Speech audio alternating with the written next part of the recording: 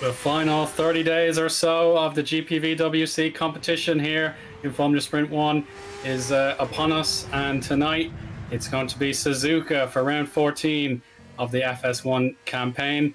It's bound to be a two-horse race for the championship at this stage, Mayer versus Freilich. My name is Eoin Harmon, and this evening I'm delighted to have the return of my broadcast partner, Edward Hunter. Ed, how are you getting on?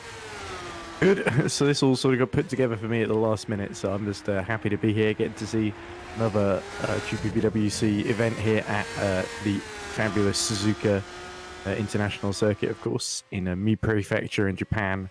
And so many classic moments, so many amazing corners here. It's high speed, low, but narrow too, so I think the FS1 field's really going to be put through its paces. And I agree, Owen, in terms of the championship, it's really between Mayer and Freilich. With Freilich, it looked like up until Singapore had things started to get things back into his own court, and so to speak. And then suddenly in Singapore, Mayer beats him in both the races. So it's really going to be difficult for Simon Freilich to sort of regain his momentum. But certainly he's done it once before this season. So I'll be hoping to do it again as we look at Message Hiller, just absolutely clonking the curbs and then letting the rear absolutely hang out at Degner 1 and then Degner 2. So yeah, build symbol, build Pinot driver, not holding back then in his first quali run. Certainly not. We know the team has lost a bit of ground in the team's championship. TCS off, and it was Rowan. I just got past them. Sorry, HGP, excuse me. HGP and TCS off are both ahead of Build Sim in the team's championship after Singapore did not really fare that nicely to the Build Sim team. Today is a perfect opportunity to put that disappointment behind them and get straight back into action, as they are the team on their YouTube thumbnail. So yeah, that's hopefully a good omen for them, and hopefully the fact that the results were actually different. We had the decision from above that changed the outcome of the race 2 back a fortnight ago. Frank Hamming was penalised, meaning that Carlos Martin was close enough to take advantage of that loss of time awarded to Frank Hamming. So therefore, Carlos Martin was the winner in race 2 with the reverse grid rules, and Jack Mayer was, of course, the race 1 winner, giving him that little bit of an extra oomph in the championship, having that 40-point advantage. So if he can make that, if he can sustain it or grow it, then yeah, the odds are certainly going to be in the favour of the Englishman. But qualifying well underway now. We have our first times well and truly set. Alex Lahou has a 136.7 benchmark set, with Freilich just behind.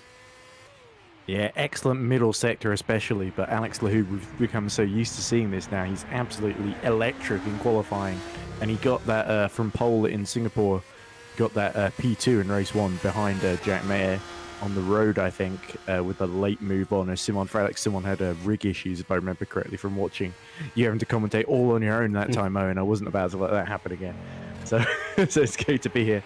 But yeah, Carlos Martin, certainly, I don't think he'll be over the moon to inherit the win. I'm sure not as much as Frank Hamming will be distraught to lose it in the steward's room.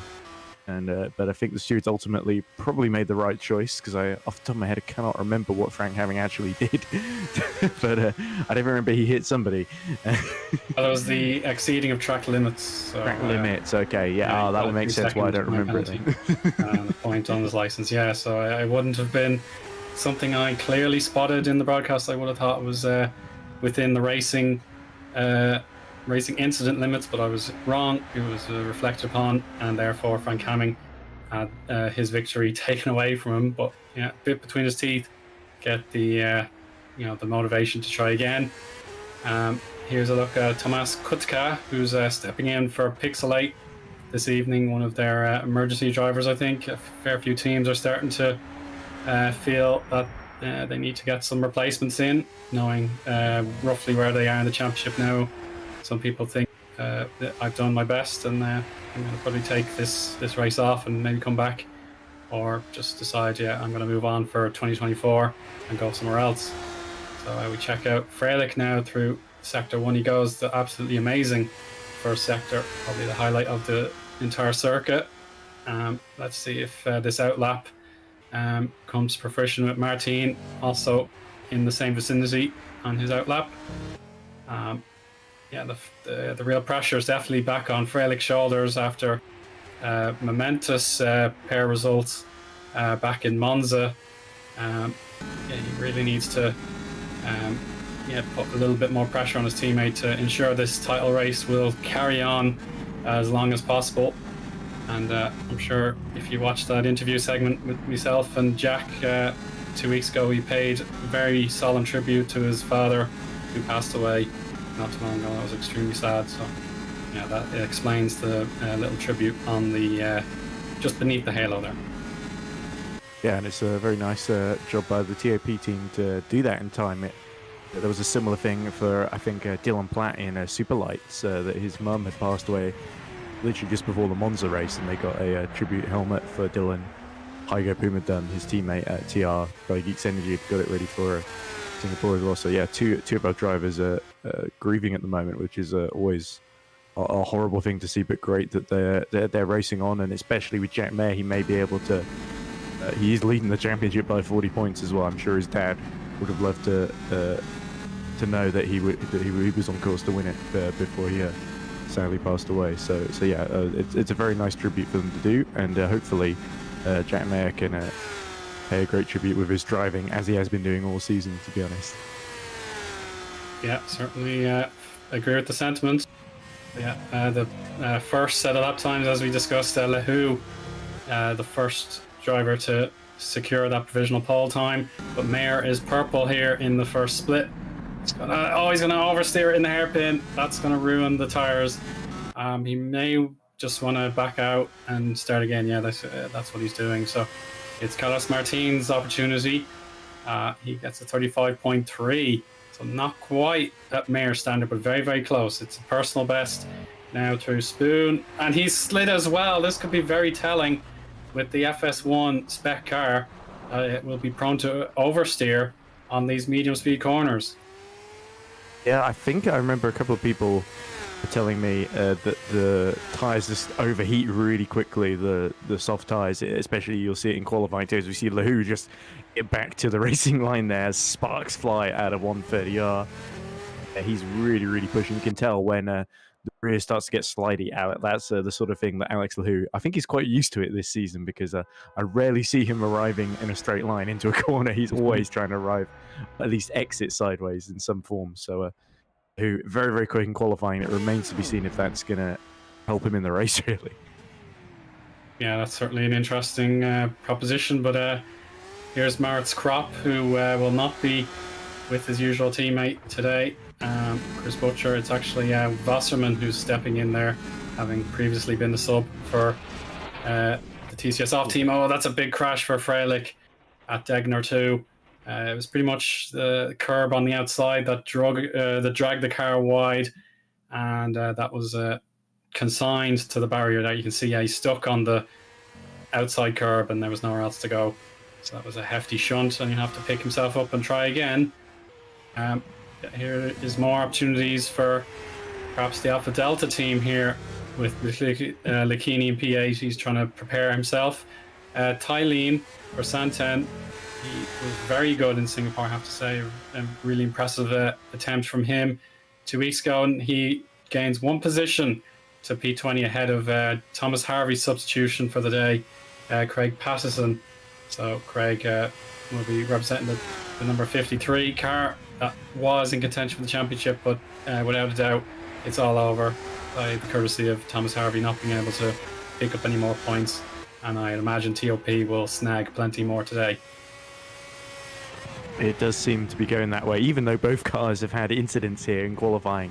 Just Freilich and Mayer pushing to the absolute limit, get any little fractions of a second to try and overwhelm Alex Lehu. But Lehu currently seems to be not one step ahead, but exactly 22 hundredths ahead of Simon Freilich. So not quite a step, but maybe a very small fraction of one. And that seems to be enough at the moment as we ride on board with Lehu through the first corner and has to absolutely soar at the wheel to get through turn 1 and 2 there.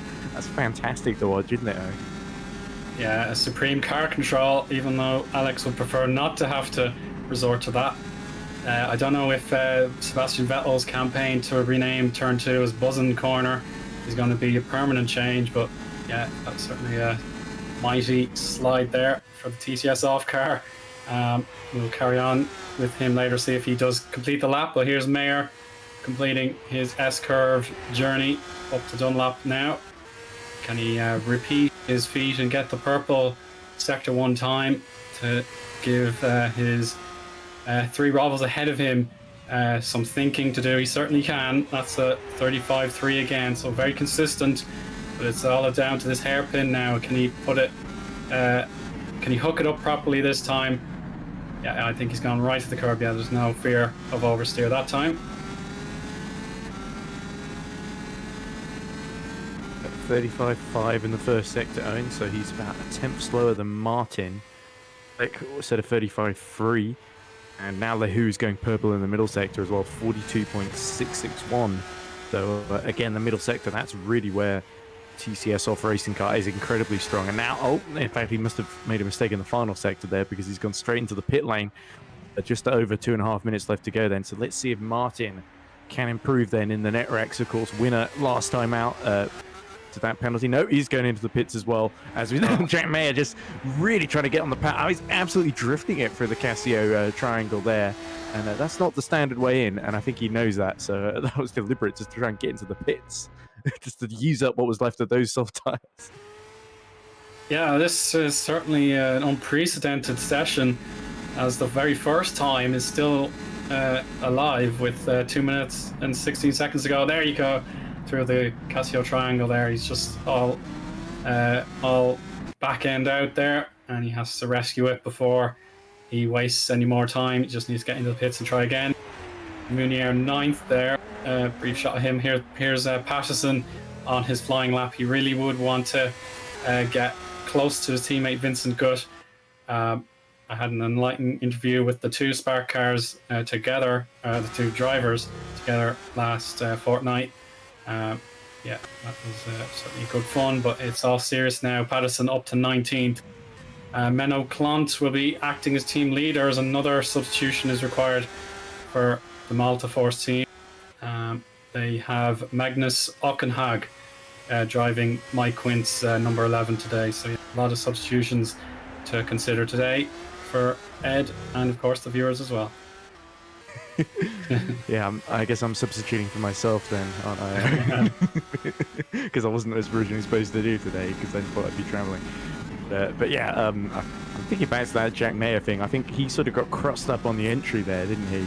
And then I think he just decided to show off by deliberately inducing a slide through the second part of the Casio triangle. But anyway, hit Omari Watson, of course, who won, was it race 2 at Monza that he won? I definitely won a race quite recently before I this is 11-month and 2-week wait. It was indeed Monza race 2. Yeah, but here we go. Can he get higher than 5th on the grid? He shortens the run to the line as much as he can, and he improves. It's a purple final sector, but 36.85. It's a couple of hundredths away from Jack Mayer then, so Watson has to be content with 5th, and that is where he's going to start at best then as we cut to Lahoo. Yeah, Lahoo is so close to this pole time. He has to be aware that Martin and Mayer still have enough within them to possibly take it away from Maritz Kropp, an outside bet in 6th place. Latinen, I think, is satisfied. He is 7th, not on circuit now. It's too late to rejoin. That's very close to his personal best there, just 500ths off it. But yeah, sector 2, it feels like an eternity to get there before 130R. Oh no, he's been hovered into the gravel trap, and he keeps his foot to the floor, smashing that side pod and the rear suspension horribly there.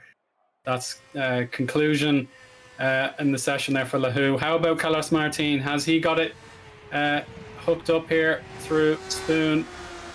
He will avoid that same fate, so Martin should hopefully complete this lap. Is it going to threaten the pole time? Here we will find out. Oh, it could very well. A little bit more for Martin, and he could snatch it. Freilich, of course, is exposed here. Not best on race view, apparently, but he's just got to make sure he gets through the chicane okay, Owen, and it looks like he's got it absolutely hooked up here, so it's do or die then as he goes towards the line. Oh, it's 2 out of 3, but it's not enough. He's so close, but it stays for, well, now it's actually 4th because Mayer has grabbed the pole and he performs a 360 in ecstasy. That is a fantastic time at the close, and Mirko Lucchini joins him on the front row. A real snag there for the Alpha Delta team. It could get better as Russo has won personal best. He's got slightly behind schedule in Sector 2. Could he find the top 10? That would be really impressive. No, he can't. There we go. The 14 or 13 minutes that Lehu had on top has been thoroughly robbed from him, and he'll have to take that 3rd place and work his way back up. So let's check out this replay, Ed, and see how Alex Lehu's his ambitions faded there, and that's a really hard hit. And that's the issue with Spoon. You have to be so patient there. And we see quite a few drivers in the FS2 race back on Tuesday get that very, very wrong into Spoon. And really patient on the throttle and on the exit. And if you run that a little bit too wide, you're in the guttering, you've got a wheel off on the grass, and suddenly you're going to be hitting the wall, rotating at quite high speed. Yeah, so those drivers will need to learn those lessons and avoid those heavy hits in the race itself. But our grid for race 1 today, Jack Mayer in the sunshine has the pole position ahead of Mirko Lucchini. Alex Lehu there failing to secure that pole he had for so long, but P3 is his lot. Shimon Freilich, the pressure is on to keep the championship hunt alive. He starts from 4th. Martin, Kropp, Munier, Watson, Latinen, and Gut are the top 10, all within pretty much half a second of one another. And Frank Hamming there also within half a second for P11. Harry Smith there, nice showing for him in their own GP with Hilla, Russo, and Gazowski in the points-paying positions. Clant, Wasserman, Gillette, I think that's how you pronounce his name, Joe, Gillette or Gillette in 18th. Pattison 19th, and Koenig has P20. Then the remaining drivers, 21st through 25th, we have Miram, Tylene, Ockenhag, Svilo, and Kutka. Yeah, a fair few teams only have one car running. We expect 30 participants in all, but unfortunately, it is getting near to the end of the season, so it's difficult to make sure that everyone is present and accounted for, but that's the way it crumbles sometimes. So what did you think of that, Ed? Interesting session. Jack Mayer pulling it out of the bag once more, as we've come to expect. And in fact, Lucchini, I saw him set that really good first sector. It was purple, actually, a tenth faster than even Jack Mayer. He set a personal best middle sector, and then I think just lost pole to Jack Mayer and that final sector there. So that was really, really great final lap. And of course, Alpha Delta have really been setting the cat among the pigeons lately, qualifying pretty well over the last 4 or 5 races. That's really encouraging to see. They have been snagging the odd podium here and there. Spa didn't. I think it was Lucchini actually who got second place at Spa, wasn't it? Because I remember Russo crashed out, I think, or I might be getting the two mixed up there because they always seem to end up quite close together on track. But I think Lucchini got a 3rd place last time out at Singapore, and a 3rd at Silverstone, along with that 2nd at Spa. There we go. I've actually decided to look up the results before speaking. That's what I should have done in the first place.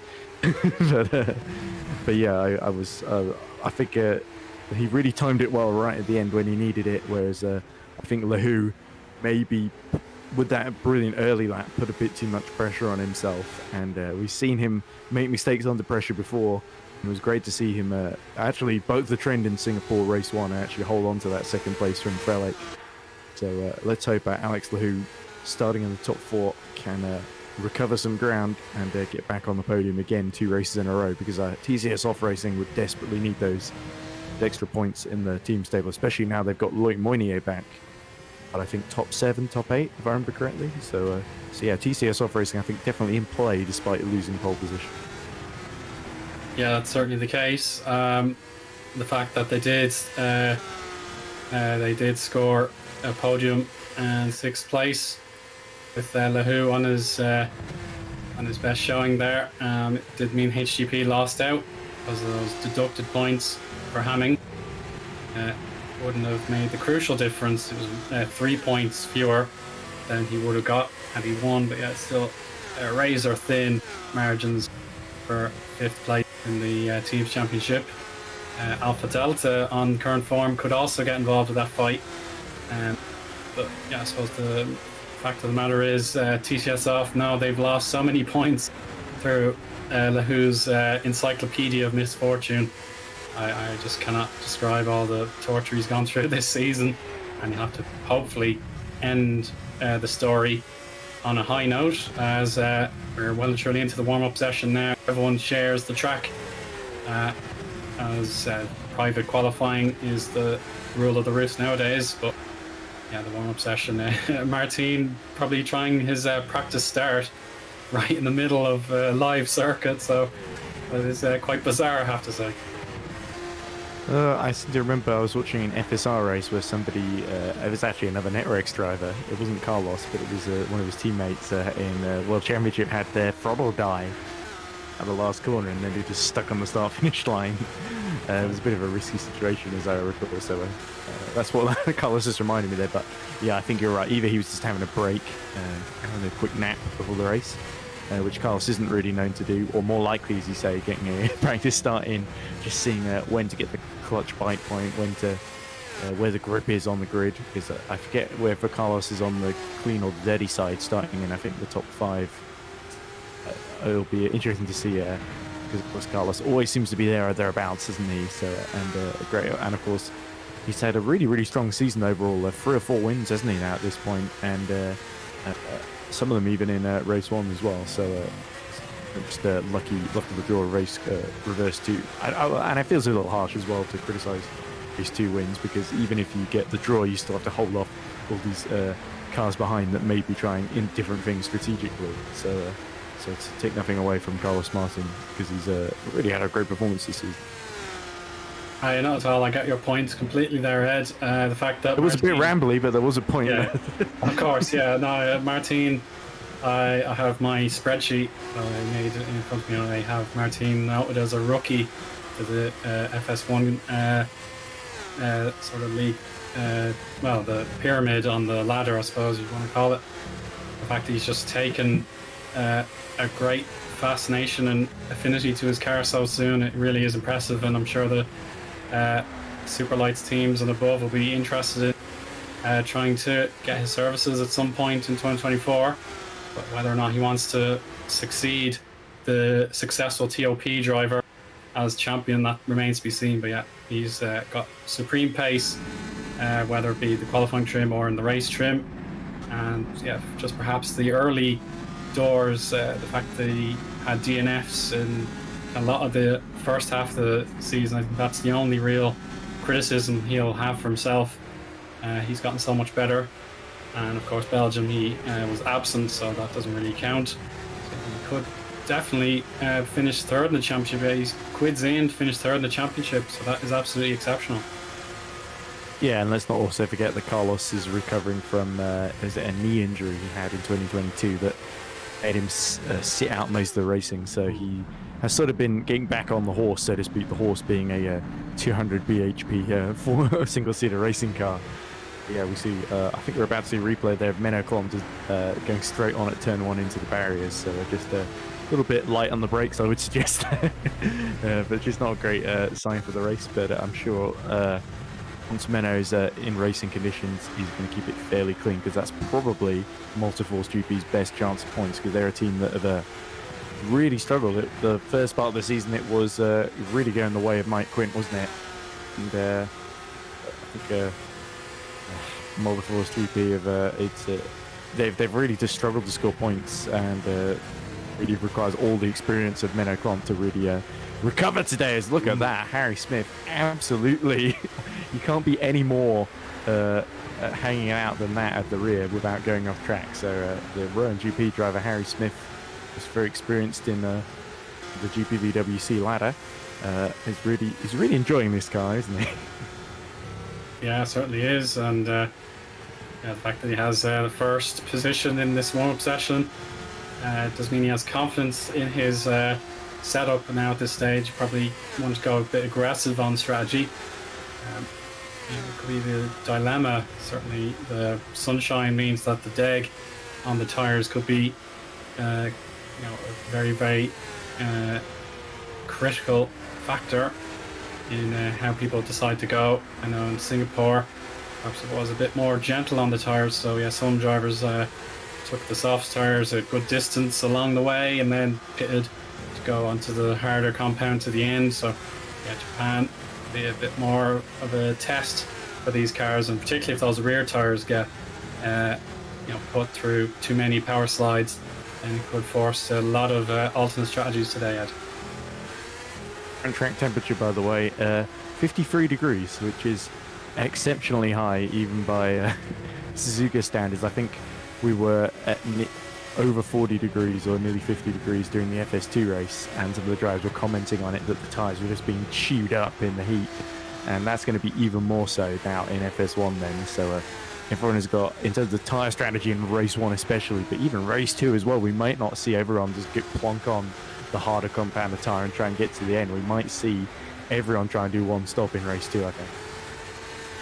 Yeah, I imagine, the one stopper is a requirement even in the race 2 sprint. Check out Martin. He should be settling into a rhythm now, trying to log a few laps together before the warm-up comes to its ending. So yeah, we'll see if he can find the performance he needs out of his car. But now, since we talked about Harry Smith, he's been dislodged from his lofty pole for our first place by Freilich and Watson. So yeah, Netrex and TOP as a combination should be the most confident of our teams after the qualifying session heading into race 1. Absolutely. They two of the real big standouts here, along with, I think, Spark as well, arguably, is in there as well. And Multiforce GP certainly were near the beginning of the season when Mike Quint was being incredibly consistent and leading the Drivers' Championship. Yeah, all very, very well-oiled outfits. Netrex have been around since about 2001, I think. So they've over 20 years experience in that team, in the Italian squad, and they've got access to some superb drivers, not just here in GPVWC, but also in the other series they compete in as well. And as for TOP, they've got, I feel like TOP have a lot of different, I don't want to say satellite teams, but they seem to have their fingers in a lot of different pies. And they're another just well-oiled outfit. They've rarely ever outfoxed or wrong-footed strategically. It always feels like the two to work together fairly well when they're coming through in race 2s, especially Frelick and Meyer. And as the title fight continues to heat up, especially if Frelick starts to get desperate in the chart and tries to catch back up, as we see somebody going across both Degners and into the wall through the gravel. I didn't quite see who that was. Might have been impossible to tell really through the dust cloud on board with Alex Lahoo as he tries to get double slipstream from, I believe that's Martin and one of the Multiforce cars ahead of him. Yeah, it could be Ockenhag, who, definitely... I think it's probably Watson, actually, because I see Martin's in the pits. Yes, fair enough. Yeah, Ockenhag is also in the pits, so that would definitely be Clant. Yeah, that is Menno Clant. I'm fairly certain of that now. Yeah, Ockenhag has the opportunity just to get his name out there here in the FS1 category. Anything that can be done for the team would be highly appreciated. He has appeared well, so yeah, he has experience. We say we should point out experience. It's absolutely true, but that Alex Lahoo just went right through the middle of both him and Omari Watson. And ended up spinning himself around. Oh, it was Menno, sorry, that spun himself around there. Sorry, not Ockenhauer. I apologise. It's getting very confusing with these two Multiforces. But but yeah, so Menno, even more experience, arguably should have maybe seen that coming. But Alex Lahoo is very difficult to predict, in fairness. So this is him, I think, doing the 180 to burn out his tyres and get himself facing the right way around. That was a perfect rotation there, actually. But this here, he actually already went off track, so he couldn't really have gone any more avoiding of Alex Lahoo than he did. Yeah, he'll dust himself off and put that behind him. It's all really, what matters is just what you need to do in the time for the warm up. That's what matters. Whether it be one straight fuel load and just go as hard as you can for as long as you can, or just trying more one lap throwdowns to see if your car is still performing well under quality trim. Testing out the compounds, tires, etc. So yeah, any sort of tangles, they don't really matter at all. So that should be fine. Mounier does go to 10th place at the very last moment there. So yeah, we'll just take the final few preparation stages as Svillo just decides to crash the car before our race 1 formation lap gets underway. So that's what we're looking forward to seeing now. We have 26 laps in race 1, and I think it was 18 for race 2. Thereabouts. I didn't quite catch the number, but yeah, 26 laps around Suzuka. That's a hefty test. Yeah, it is 18 laps for race 2 around the 5.8 kilometers circuit owned by the Honda Corporation. So yeah, there is plenty of action still to look forward to. And indeed, yeah, the fact that we're so close to the end of the season, we're nearly in the month of October. That's when the championships come to an end. So yeah, this is really the last chance. If anyone really wants to build a 3-race plan, they've got to start at the best possible moment now, Ed. So yeah, a lot of pressure, I think, is starting to build, whether it's at the top or at the bottom. The other thing about October is it's actually my birthday, Eoin, on the 2nd. I think it's the same day as the Academy race here. So looking forward to commentating on that with Josh. It's going to be a nice birthday treat, and I think I've also got a Beaver Scout meeting that same day, so I'll probably have to bring a load of cake along with me so the kids can celebrate it. Not that they'll remember that it is my birthday, but hey, the kids are going to get cake somehow, and they're not going to be giving it by school, Lord knows. But anyway, this really is a big opportunity now for Jack Mayer to just sprint away in this championship. This has really got to be about can Lucchini really upset the apple cart, get ahead at turn 1, and then can Frelick make his way through the pack here? Because he's got an awful lot of cars to overtake in this first part of the race. So. Sure, my birthday is October 5th, so this time next week, as a matter of fact. Wow, yeah, another similarity we share. Yeah. The same first and last initials in our names. That's true, yeah. So that's why my lucky number is 5. I remember Yusuf and I had a chat before, but Super League on October 5th, so tune in for that as well. The rundown of the grid, of course, let's get that going. Mayer, Lucchini, Frelick and Martin, 1st to 4th. Munier, Watson, Latinen and Gut rows that's the 3rd and 4th row. Hamming has a bit between his teeth in P9 with Smith alongside him in 10th. Lehu and Hilla 11th and 12th. Gazowski, Kropp and Collant have the points paying positions, and David Wasserman in the Lunark has a chance to impress another team tonight, but he has to start outside the points in 16th. Gillett, Pattison, Koenig and Miram are the top 24 different teams represented there. And now the final 5 drivers, we have Tylene, Ockenhag, Russo, Svillo, 21st to 24th.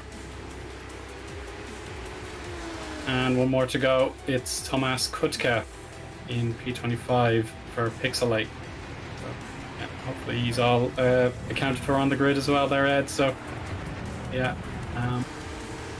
this is really a golden opportunity for Mayer from that pole position. His teammate will be right behind him though, so it really counts on this getaway, how this race will pan out. But Lucchini, he'll feel like this is his opportunity to shine, having a podium at Belgium. There was a Hungary. Now it is Belgium. Yeah, definitely getting that sorted for you. So Lucchini, 13th to the championship, he'll want to close the gap to those above him, such as Russo and Dragoon. So, yeah, less on the expectations for Lucchini, but Mayer knows he's got to nail this head. And I apologise because I said that Lehu was starting in the top 4, and he definitely qualified there, but he had a penalty, I think, from race 2 in Singapore, if I'm not mistaken. Yeah, I think that's right. Yeah. So I've sounded. Not only did I miss Singapore live, but I completely forgot the penalties from it. So yeah, this shows you how last minute I'm being, because I'm making loads of mistakes But hopefully, at least you're not on your own. So at least if you're not making mistakes, then you're making some sort of sense. And I'm Sure. sort of commentating on a race. Maybe it'll match up to what's happening. Here we go.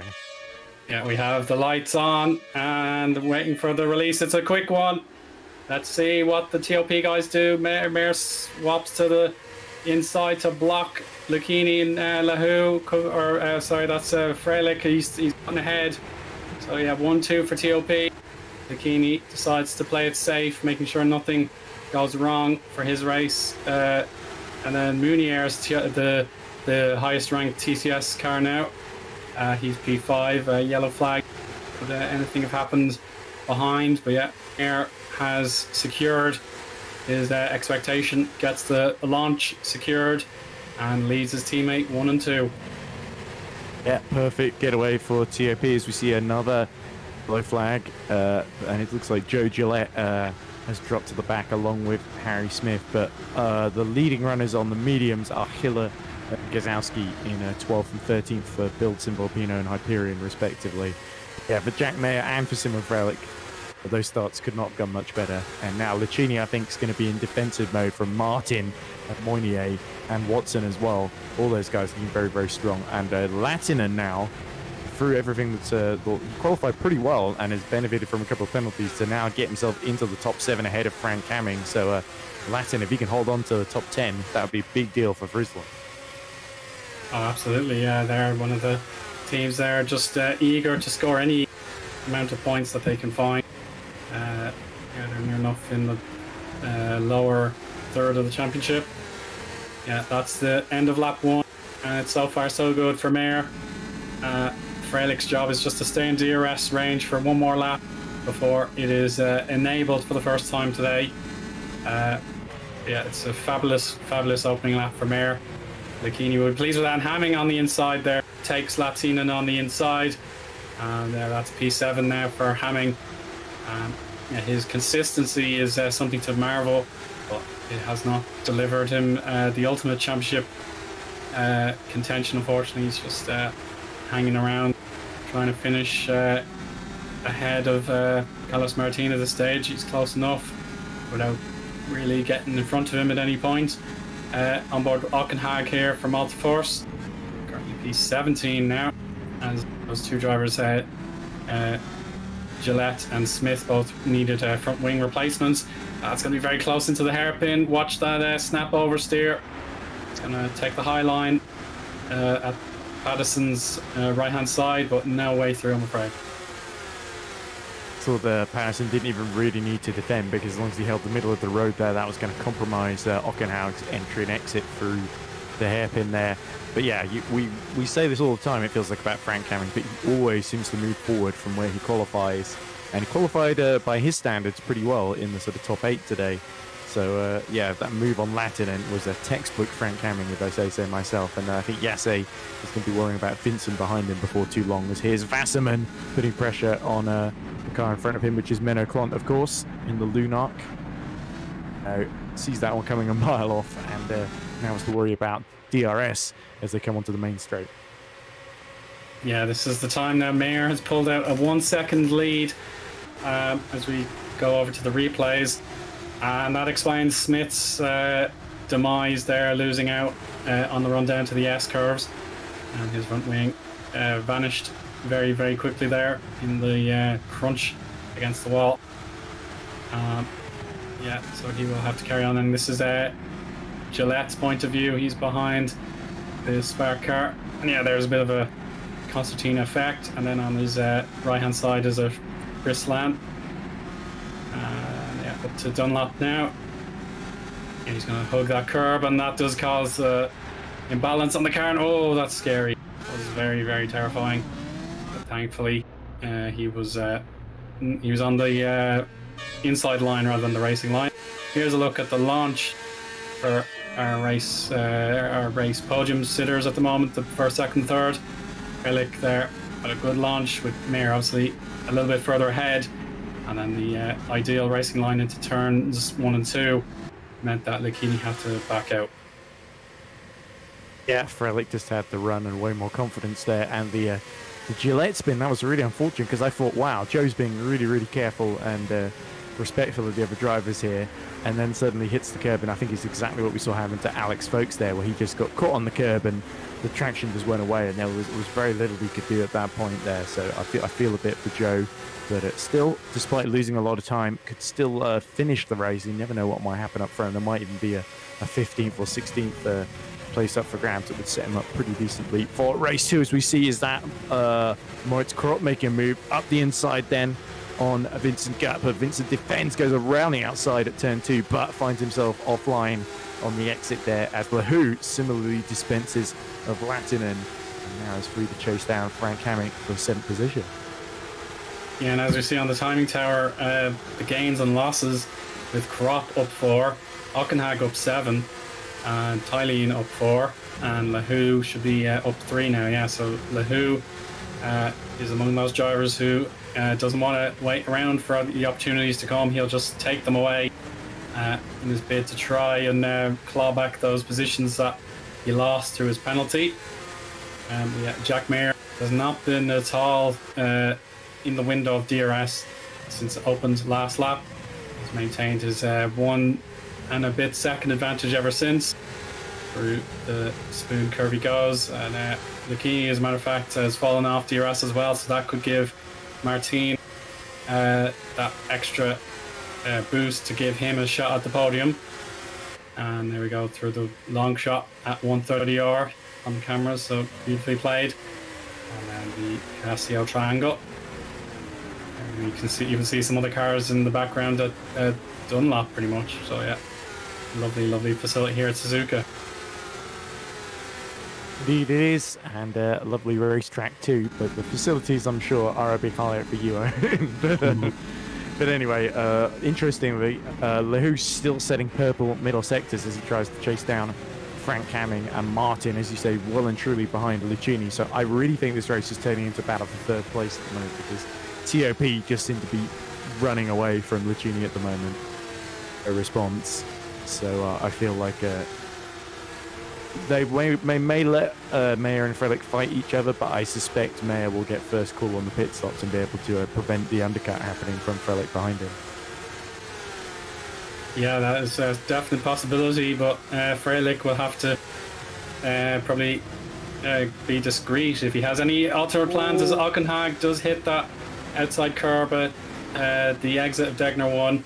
He does hold it though, he wasn't dragged into the barriers like Frelick was in qualifying. So yeah, that was a good alert driving there for Ockenhag to stay firmly in his position there in P15. He hasn't got Patterson behind him, so that was important that he didn't overstep his mark and lose a solid position. Checking out the sectors now, sector 2 line is right there, and small gains for Frelick in that sector, but yeah, it stays at 1.5 seconds. But here's Moritz Krop. He continues his hard work after a modest qualifying. Latinen, I think, will be advised to if it gets to a side-by-side, then don't take too many risks, because Friesland need all these points that they can muster. Yeah, and here comes Moritz Krop up the inside then on Latinen, and as you say, there's no defending that. As we see one of the Multiforce cars, is that Menno under attack in the background there. Oh no, it's Ockenhaug fighting away with Wasserman. So there we go, Wasserman is kept at bay for another lap there, as we look at Luca Filin fighting away with 17th place Craig Patterson. So those two resuming their duels from race 2 in FS2 actually a few days ago. That was also commentating on with Tom Dillon, of course. But Lahoo has got through now that he's made a mistake, has he? What's happened here? Because I think Lloyd Miney has made a mistake. Sorry, he's dropped down to 7th behind Hamming and Watson. Yeah, you're quite right. Yeah, sector 1, he's in a 38.4 split, and that's way off target at the 36s and 37s that you'd expect from the drivers in the top 10. So it could be a case of Munier will now give his teammate, he'll give him probably a little bit of information to see how he can cope, if he can actually close that remaining gap down, and then they may go side by side in the DRS zone. So there you go, Lahoo is now in range. he could possibly be allowed through, but so far not to be. But here we go with the Multiforce guy, Menno Clant chasing his teammate down, possibly a position change there. I think Menno has given up the spot to Magnus. Perhaps that's strategic, or perhaps Menno's made a mistake. And here we go, TCS off, do the switch then. Alex Lahou is allowed through by Loic Moynier, and up the inside goes Vincent Goetz, continuing to scrap with Lattinen, who just now is starting to really plummet down the order. It really feels like Yasser Lattinen set his car up for qualifying and not necessarily race, as here comes Russo, who qualified really badly and is now struggling outside the top 20, trying to go around the outside of Krista Svillo, but Svillo is not going to be bullied out of the way and intimidated. He keeps Russo at bay, and Russo, he sees his teammate running in third at the moment, and be frustrated, and look at that, it's creeping into his driving as well. Yeah, absolutely. But yeah, a bit of composure would do him the world of good at this stage. Don't lose out while you're still having a competition with an opponent in a decent car, the Rowan GP team. They are very much in the fight for position. They're trying to hang on to 9th ahead of Hyperion. Here's Wasserman though, P15. He sees Clant in front of him, and maybe Clant will try and put up a shield to give his teammate, who's definitely getting a lot of praise in our comment section, give him a bit more of the advantage just to make a break for it before the DRS. Yeah, Wasserman now, yeah, he wants this move and he wants it done quickly. He'll take it through the chicane maybe. And Menno, yeah, learning his previous altercation at this corner. Oh, they're going to slide down the hill to the start-finish straight. But DRS is going to be a huge advantage here to Wasserman, even if it is clear air and DRS for both drivers. Oh, very brave stuff actually from Menno to try and do a wall of death around the outside, 3 or 4 corners in a row there, but inevitably the inside at turn 1 is almost always the one to have. As we see, Ockenhout is the first to pit then in the other Multiforce, so maybe that was why they did the switch. Magnus knew that the tyres just weren't going to last that much longer, so he wanted to push them, use the best of them, and get onto the mediums, because we are starting to get to the point where the softs are outliving their usefulness. Killer, the lead runner on the medium, still only 12th though, so the lap times are quite similar, and Hiller is indeed lapping faster than quite a few of the people in front of him, but only by about half a second or so, so it's not a huge delta in favour of those on the mediums at the moment.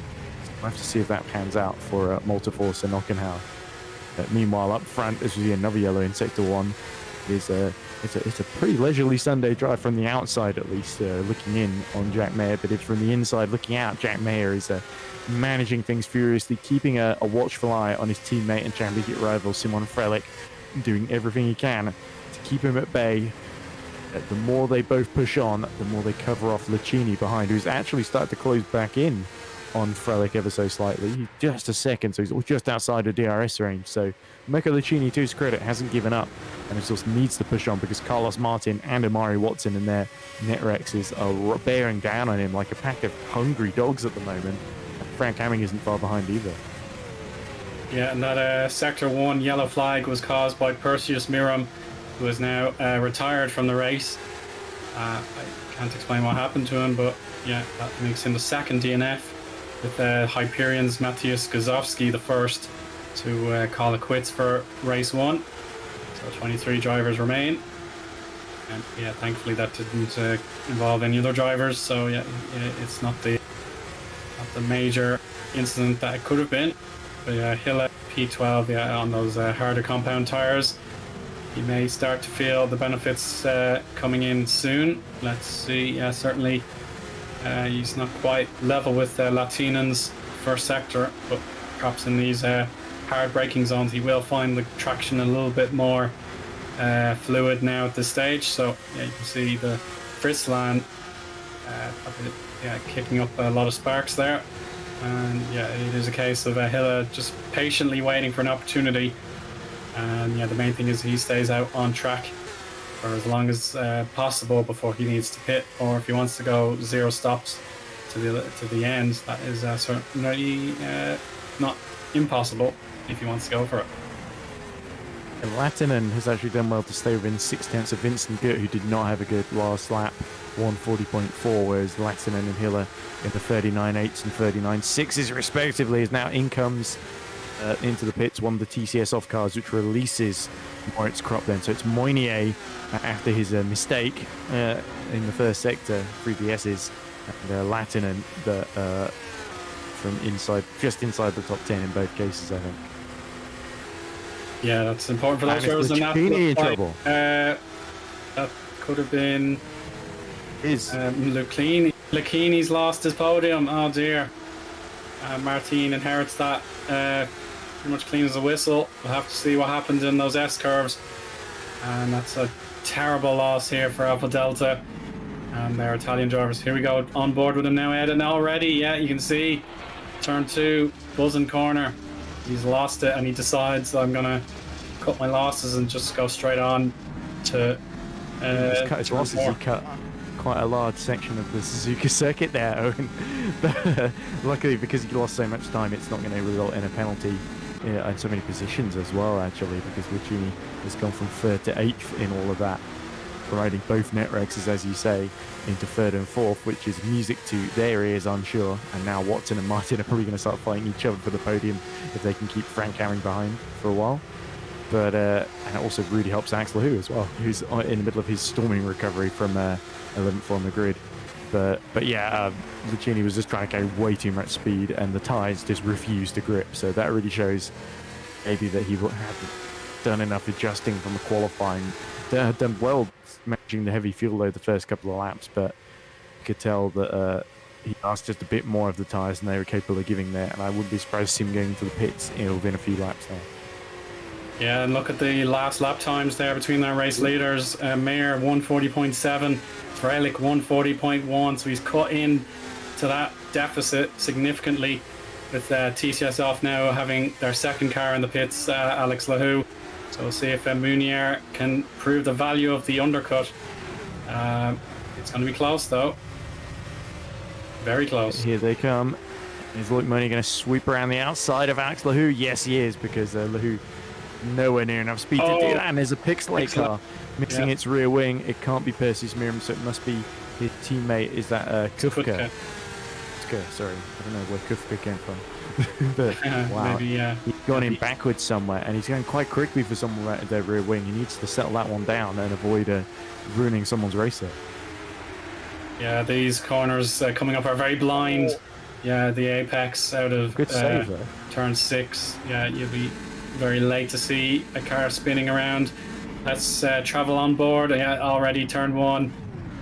His turn in was completely ruined. It just disappeared on him, hitting the barriers back first, destroying the rear wing. But he has recovered it under the bridge now at this point. So hopefully the majority of opponents have all passed him. You have maybe Gut and Smith. They need to catch up to him as well.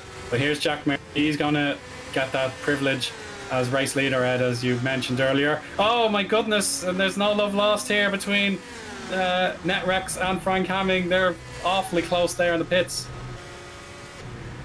That was Frank Hamming arriving at max speed and almost hitting the back. I think he did hit the back of Omari Watson.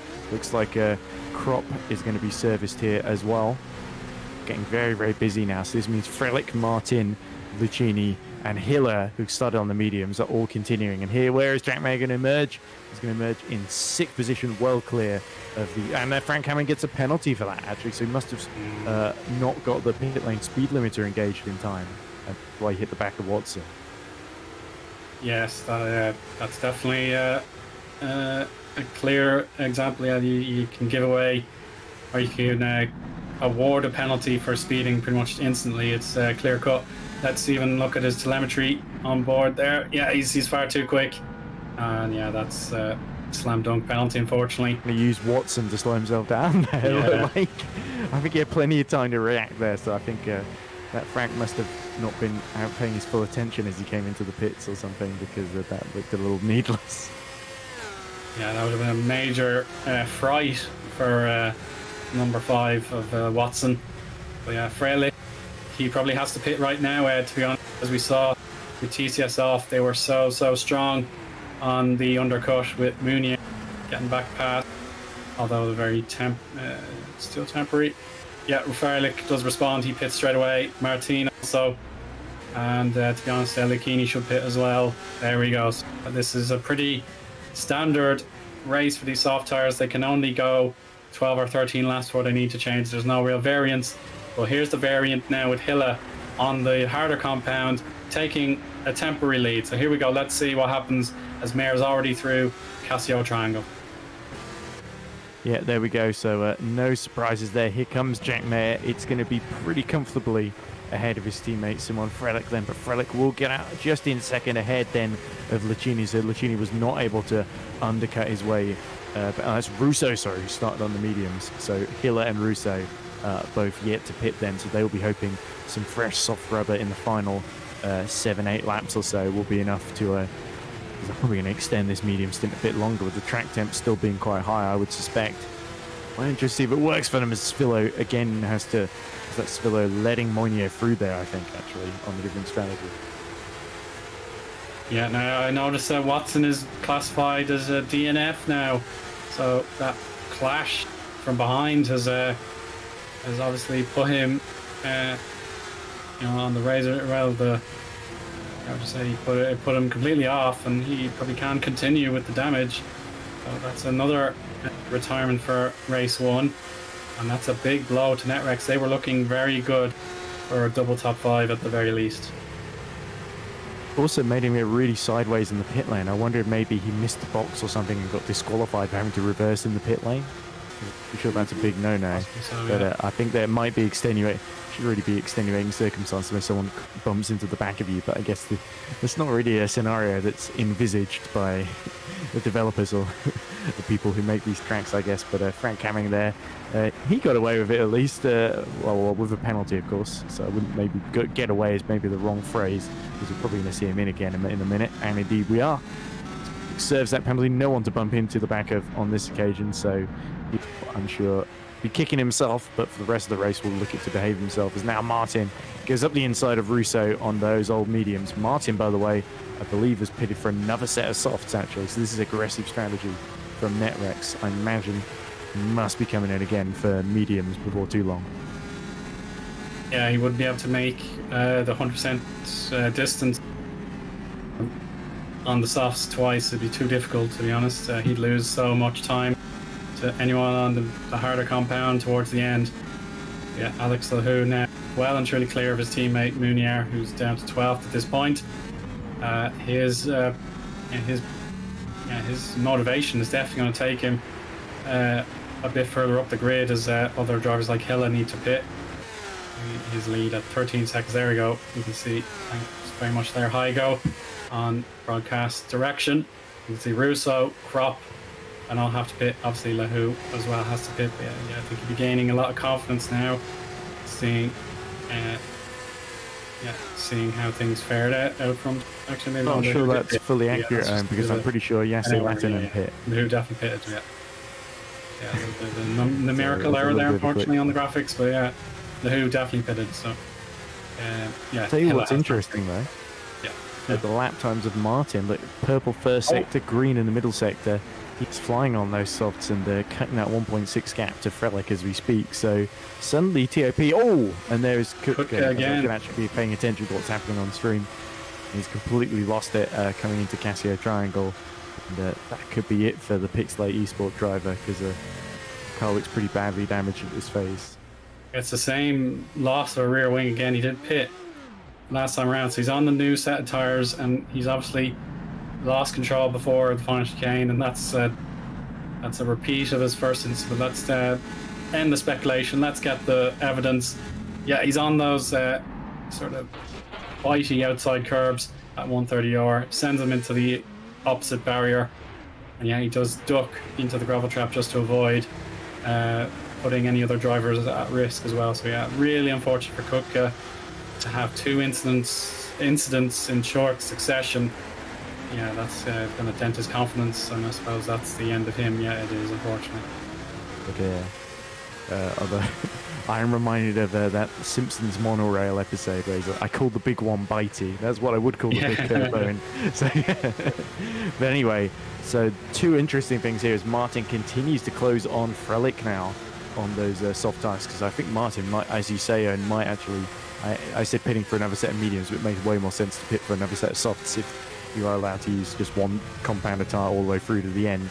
But Hiller has been closed in quite rapidly by Mayer, so I imagine he's probably going to be overtaken on track before he pits. So this is going to mean that Jack Mayer yet be held up actually by the Bilton Volpino, and that might even back him into Frelick. So actually, Martin, as we see, that's all irrelevant now because Hiller's going to pits. Yes. And here comes Martin around the outside, no defense whatsoever with the DRS active from Simon Frelick. Yeah, Frelick will be rather displeased about that, but obviously if he lost his handful of points that he's got now and fell to 0, that will be game over in the championship almost certainly.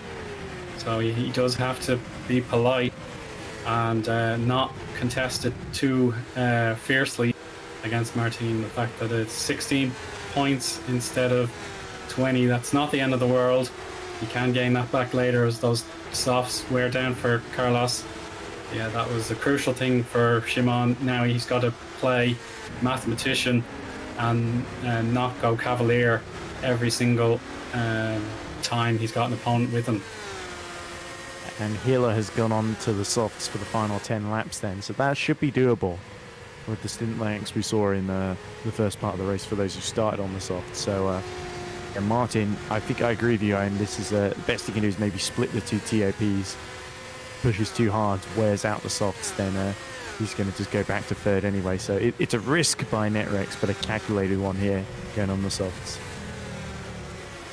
Yeah, he's look at Moritz Kropp, he's creeping into this too. Yeah, Martin making small gain. Of course, yeah, the fact that Lunark, they've been absolutely incredible since they registered for the championship at the behest of Butler's withdrawal. So yeah, that was a long time ago now, probably back when we first worked together at commentated on Butler. Yeah, that's, I don't remember ever commentating on. Yeah. So yeah, the fact that Lunark are just getting consistently high results, that is really, really encouraging to see. I don't know how far they can go in the championship. There's certainly no reason why they can't gain one or two more places.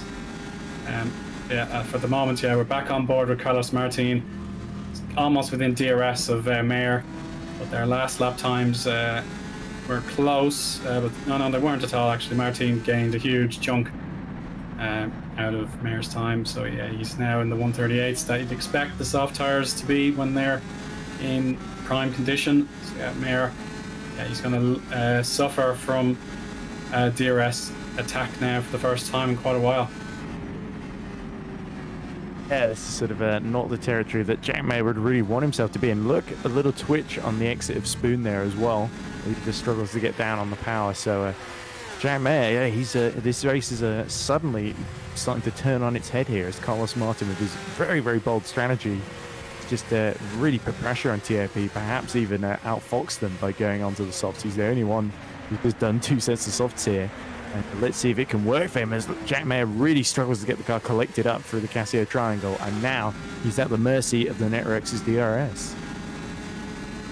Right you are, here we go, the speed boost, nearly 300 kilometers per hour, and it is Carlos Martin, the new race leader. So Jack Mayer going for pretty much a Grand Chelem with the leading of every lap. That's now surely going to be taken away from him if Martin leads this particular lap. But Hamming there struggling out of the final chicane. Wasserman, though, is going for even more glory.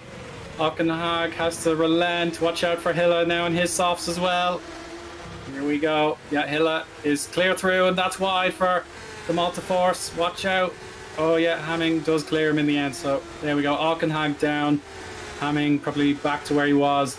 Hilla almost certainly going to gain again. But yeah, Wasserman taking charge of that queue for the moment.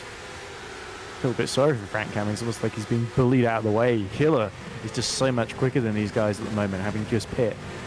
So he's absolutely going for it. The big question up front is, has Carlos Martin burnt through his tyres trying to get past Jack Mayer here? Because if he has, then this is going to get very, very interesting.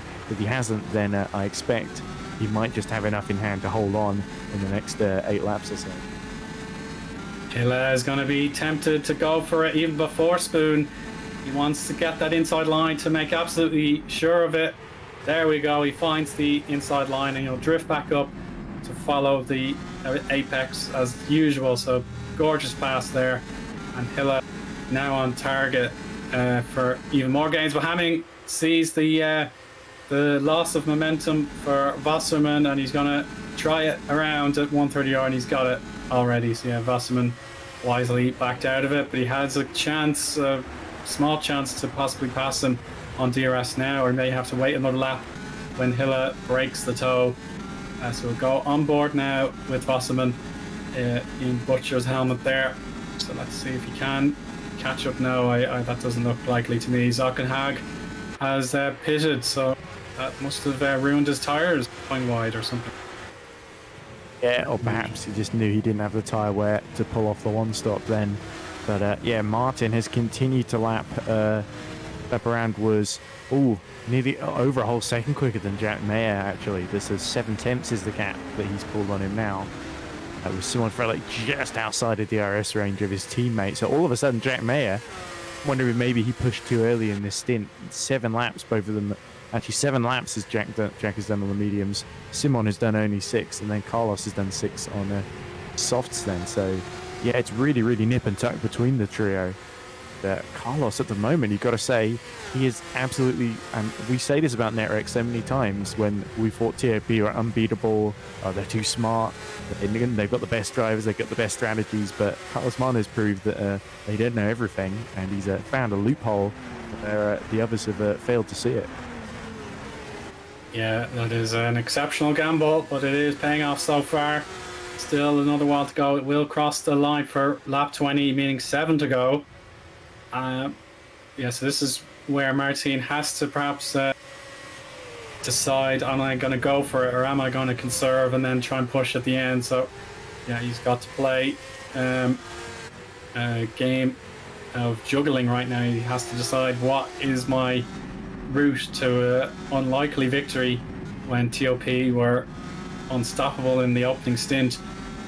So is there any way for Mayer at the end, or does he hang around in this 9/10, 1 second sort of window and come back at the end? So let's see how things fare. But so far, this first sector, Mayer has clawed some time back.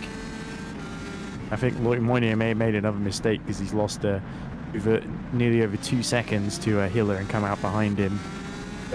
So yeah, big battling lower around the top 10, and sort of Lehoux and Moynier have sort of traded positions in this race, haven't they? Where Lehoux slowly made his way back towards the front, and Moynier has been slowly struggling to stay inside the top 10 now. And Frank Hamming may yet demote him now on his charge after the serving that drive-through penalty. Yeah, that could play into Hamming's hands later on in the stint. So let's see exactly how quickly he can pass the Frenchman Meunier. Could be very, very soon. He fancies a chance at 130, or just like he did previously with the Multiforce of Ockenhag. So let's see what happens. Is he going to go for it again? It's too late at this stage. You'd have to be side by side already in order to get a little bit of mutual understanding from his opponent. But here we go into the final chicane, kicking up the fiery exhaust there. Oh, slide on the final exit there. Hamming should be absolutely glued to the back of the TCS off at this stage, and now he's going to get the boost. Turning to the outside, Meunier tries his best to hold the wall, but it's too late. Hamming is now ahead. And here comes Russo too. Yep, so Russo dispenses with who's that? He's just got Luca Filin, of course, that he's just dispensed with. Actually, it's looking like Martin up front, 36.8 in the first sector, 10th slower than Mayer. Last lap was 2 tenths slower as well. The softs are starting to fade with 5 laps to go. And now Jack Mayer, he had to go through the pain of being overtaken, but now he sees his chance open up again. And it could be that Frelick is trying to stay in DRS as well to follow him through here if a move is made. But Martin, where we really get to crunch time, he's got to hold on with decaying tires in really hot temperatures here. It's still a 51-degree track temperature, bright and sunny here in the land of the rising sun, and this could be the opportunity then for Jack Mayer to really assert his advantage here, and Carlos Martin could well be at his mercy. That's absolutely right, Ed. It may be formality. Yes, Martin He's coming in. Speeds. He won't be able to go any further. Maybe he'll have one more set of soft tires at his disposal to try and push for... No, he will go to the harder compound. Oh, he's got to use a different compound in race 1, doesn't he? Yes, I believe that is true. Yeah, so he does have to give up the ghost. Maybe, just maybe, he can find his way to 7th or 8th. You can see Latinen through, Hilla through. They'll be his targets. He can dump the clutch and just go for it from now on. He'll merge behind Hamming. So yeah, that was a... and Moyes going to be alongside him as well. Oh, just leaving enough space for him on the outside there. But Loic, even goes on the curb there, desperate to try and come out ahead. And it not quite working out for the Frenchman as Wasserman, who continues to impress, actually. I think he's driven really tidily today. Now is all over the back of Moynier's gearbox. But yeah, I feel like Carlos Martin maybe fit the wrong tyres on at that first stop, because I'm not sure why, if you started on softs, you wouldn't go for the mediums in a race where you have to use 2 different compounds of tyres. It felt like actually Netrex may be far from pulling a blinder, as I was implying, strongly saying actually they actually maybe made a mistake, a blunder rather than a blinder on the strategy there. Yeah, hopefully we'll hear more in the post-race interviews if he does wish to reveal. It's fun while it lasted though, wasn't it? Yeah, it was worth a try, absolutely. But yeah, that's a really disappointing outcome for Netrex, having Amari Watson withdraw from the race, probably due to not being able to take his pit stop properly, or some sort of damage after the hit from Hamming. So we have Tylene, who he's got Paddison miles back, so we can have a look at Russo and Clont and just go for it and see what happens. But yeah, Santen will feel like 14th should be the desired outcome. He can't really lose any more positions. He'd be foolish to go for something that costs him that 2 points. But here's Russo on the softer compound tires, and Clont maybe given a warning for that weaving. We'll have to see if he did keep to his original defensive line or not. So yeah, we'll see. I'm just looking at the replay on the YouTube stream I've got open. Yeah, that's 2 movements, I think, Ed. That could be a bit of trouble there. But Russo, let's not forget, has had an excellent drive from outside the top 20 to get into 13th here. How dearly he would love to squeeze into the top 10 if possible in the dying laps of the race. But a result of Martin's pit stop is that Moritz Kropp, who started 14th on the grid, has gained 11 places and now runs 3rd. So I'm not sure quite how he's managed to do that, but I think he was able to just completely undercut the likes of Lahu and Lucchini. He's somehow been able to keep the tyres alive. As here we go, Russo gets the run out of the hairpin, but once again is cut off on exit here by the Multiforce GP. As we see, Hiller has overcome Latinen for 6th as well while this is going on. All sorts of battles towards the end. Russo, it's so tempting, but it's just not possible right now. Menno still has that wise head on his shoulders. But yeah, if he's caught weaving again, then yeah, I've no doubt race direction will intervene at the end, and they'll award the positions to Federico and Lucas. But we'll stay on board for the moment with the Alpha Delta driver, and we'll see what happens. Sticks to the inside. He does move again. Yeah, that looks a slam dunk to me, to be honest. Oh, they're going to make a little bit of contact. Federico Russo to the outside line into curve number 1. Now for Buzzencone, he's going to understeer, but he has not completed the move. My goodness. risky, and again, Menno just blocking the way. Oh, and round goes Russo there. Get a bit of frustration creeping in. The rear tyres spinning up too quickly, losing traction. That puts him down into the final points position then behind Craig Patterson then.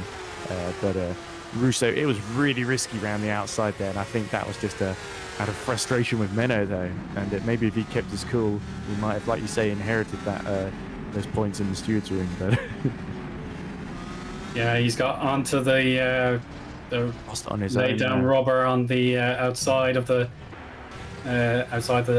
racing track. And yeah, that's a great job. You wouldn't have seen it on the Alpha Delta on board, but Tylene was just about able to avoid contact, and he does jump up into 13th now. But here's Lahoo. He has a shot at the podium. I think it has to be a case of he needs to nail his next couple of laps. So far, he's gained about 0.3 of a second. And here's Russo, though, on his mission to pick up his losses on the outside of Patterson. 130 hours, not an overtaking point if you're side by side and no one backs out. It is exceptional if you can do it, but normally in equally powered cars it shouldn't be that easy unless there's cooperation. But now will he have understanding from his opponent? Patterson, he stays to the original line, and yet he has no choice but to concede that position. And Russo is going to be furious, I'm sure.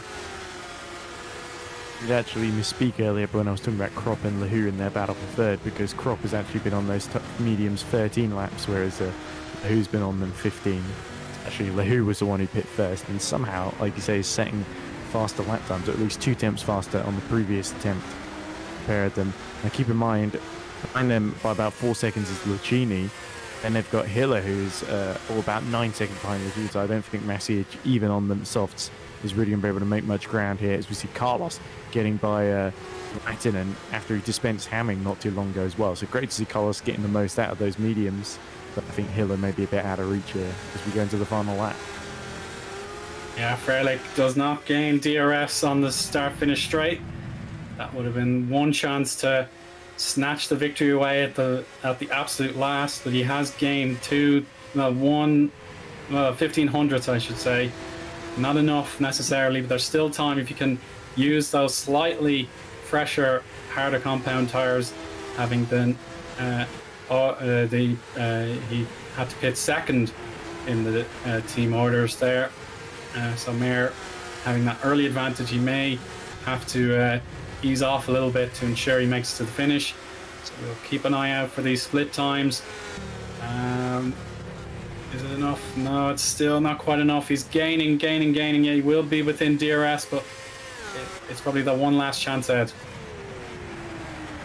Yeah, I think Frelick really needed to take more advantage of Carlos Martin in front of both of them and potentially holding them up, and sadly that didn't really play out for him, as we see yellow in the first sector once more. Bad news for those at the back. There's Vincent loses more places. It's been a horrible race of Vincent, and there's front wing is sheared off as well, so not a great final lap then for the Spark driver, and it's going to be no points for Vincent Gutt, which is very rare that we say that. Usually he always finishes in the top 15. Yeah, he had the one howler at Singapore race 1, but ever since then, and the Australian race 1, he's been consistently in the points. But through the final Casio triangle we go. Jack Mayer is successful, one step closer to glory once again. He wins race 1 ahead of his teammate, and it is a very, very close run thing between the championship contenders, what we love to see. P3 should be Maritz Crops, no doubt about it. Lahoo 4th, Lucchini recovers to 5th. Hilla versus Martin, down they go. It should be advantage Hilla though. And it's confirmed the checkered flag waves to spare Hilla, and that could be important when it comes to the reverse grid. Now Menno Clont, he may be deducted that position if the stewards were feeling like he weaved against Russo. Down they go, and there's that position change. It's going to be close. Oh, that's so close. I think Munier has held on, and Tylene secure 13th, and there's a spin. Koenig and Opkenhag have both collected each other, Ed. Oh, yeah, that was a bit clumsy from those two. I think Eoin Harmon really should have, really should have. And there we go. He's actually letting Hockenhag back through his Koenig. I was going to say the Hockenhag would have been entitled to a bit more space there, and Svillo is just going to miss out because missing the front wing. Vincent is going to have a bit more speed, and he'll be able to hold on to 18th. But that'll be little consolation for him after what was a pretty miserable race one. But as it was in Singapore, it's TOP 1-2 with Jack Mayer leading it and extending his championship lead to 45 points now over his teammate Simon Froelich with Moritz Kropp. We didn't talk about much in this race, but what a brilliant job he did to get up to third with just overcutting everyone around him. And there we go, just a tank slap event for Vincent Gut. And he wasn't even fighting for position, so it was a bit unfortunate there. That's brave from Koenig going around the outside there, and even braver there from Hockenhag to dive it up the inside, and then the two tangle. That was somewhat unfortunate. That was looking really steep but clean up to that point where they made contact. Yeah, it was. But yeah, I doffed my cap to Philip there. He did realise it was his mistake and he had to give the position back. So yeah, I respect that. Good to admit to the fault there, and hopefully he'll try again in race 2. But we have our classification for the first race. Mayer and Froelich for TOP first and second. Moritz Kropp filled that vacancy that was left behind by a few other drivers, so an excellent performance for Moritz. Alex Lahou, solid enough drive, recovering from his penalty, takes 4th place, and I'm sure we'll see the best of him in the second round in the sprint. Lucchini, 5th place, probably mixed feelings for him. Hill, great strategy, the best of the drivers outside the top 10 on the harder compound, and then getting the softs at the end.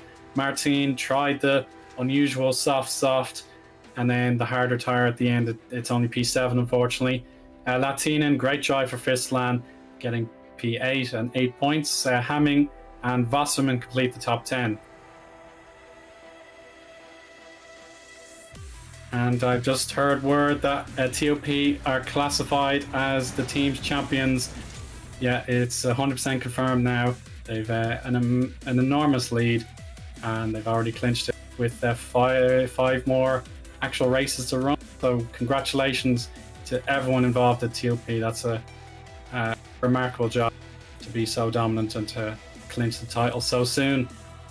Nevertheless, let's summarise the rest of the grid here, Ed. It's Munier 11th, Clement 12th, but we'll see if he gets penalised for weaving. Tylene 13th, Russo 14th, and Pattison gets a point for Spark in 15th. Hockenhag, Koenig, Gut, Svillo and Smith on the lead lap, but receive no reward. Then Joe Gillette in 21st, 1 lap down, but DNFs for Kutka, Watson, Miram and Gozowski. So there we go. Yeah, 21 finishers out of the 25 who started. So, Owen, big congratulations to TOP consolidating and securing team's championship with it'd be 5 races left to go if you count the but 2 more events after this, of course, and we're halfway through this one. So that is very, very impressive and sort of sums up the season they've had. 2 of the best drivers in the championship. Also, big shout out to Jesse Latinen, who with P8, that's his first finish inside the top 10 and his best career finish in a GPVWC Formula Sprint 1.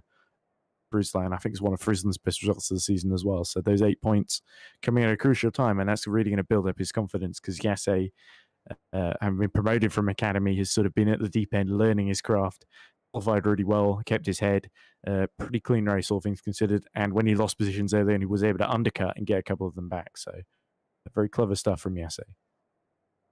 Yeah, he could possibly benefit from a reverse grid draw, but that is something that will have to be provided after a short break. So please stay tuned as we prepare for race 2 with TOP crowned as teams champions for 2023. So stay tuned. We'll be right back.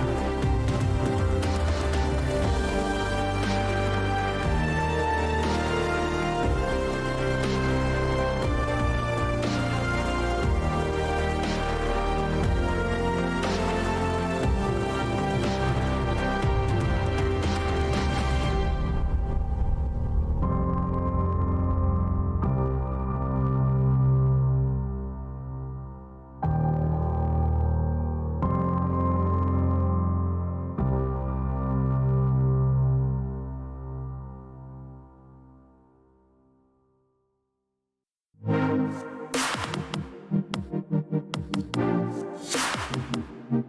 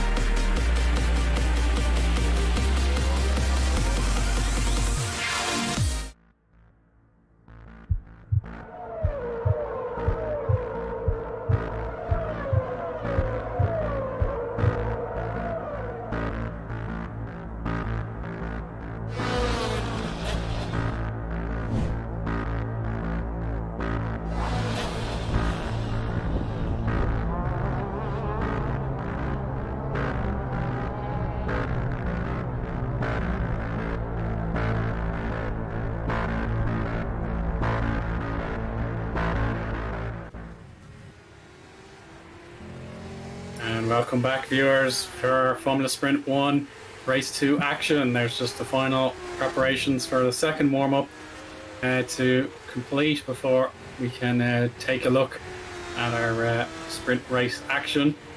So Ed, as we got the confirmation in our ears just before the break, TOP are crowned champions of the Teams Championship. Very, very dramatic, I have to say. They did it in fine style.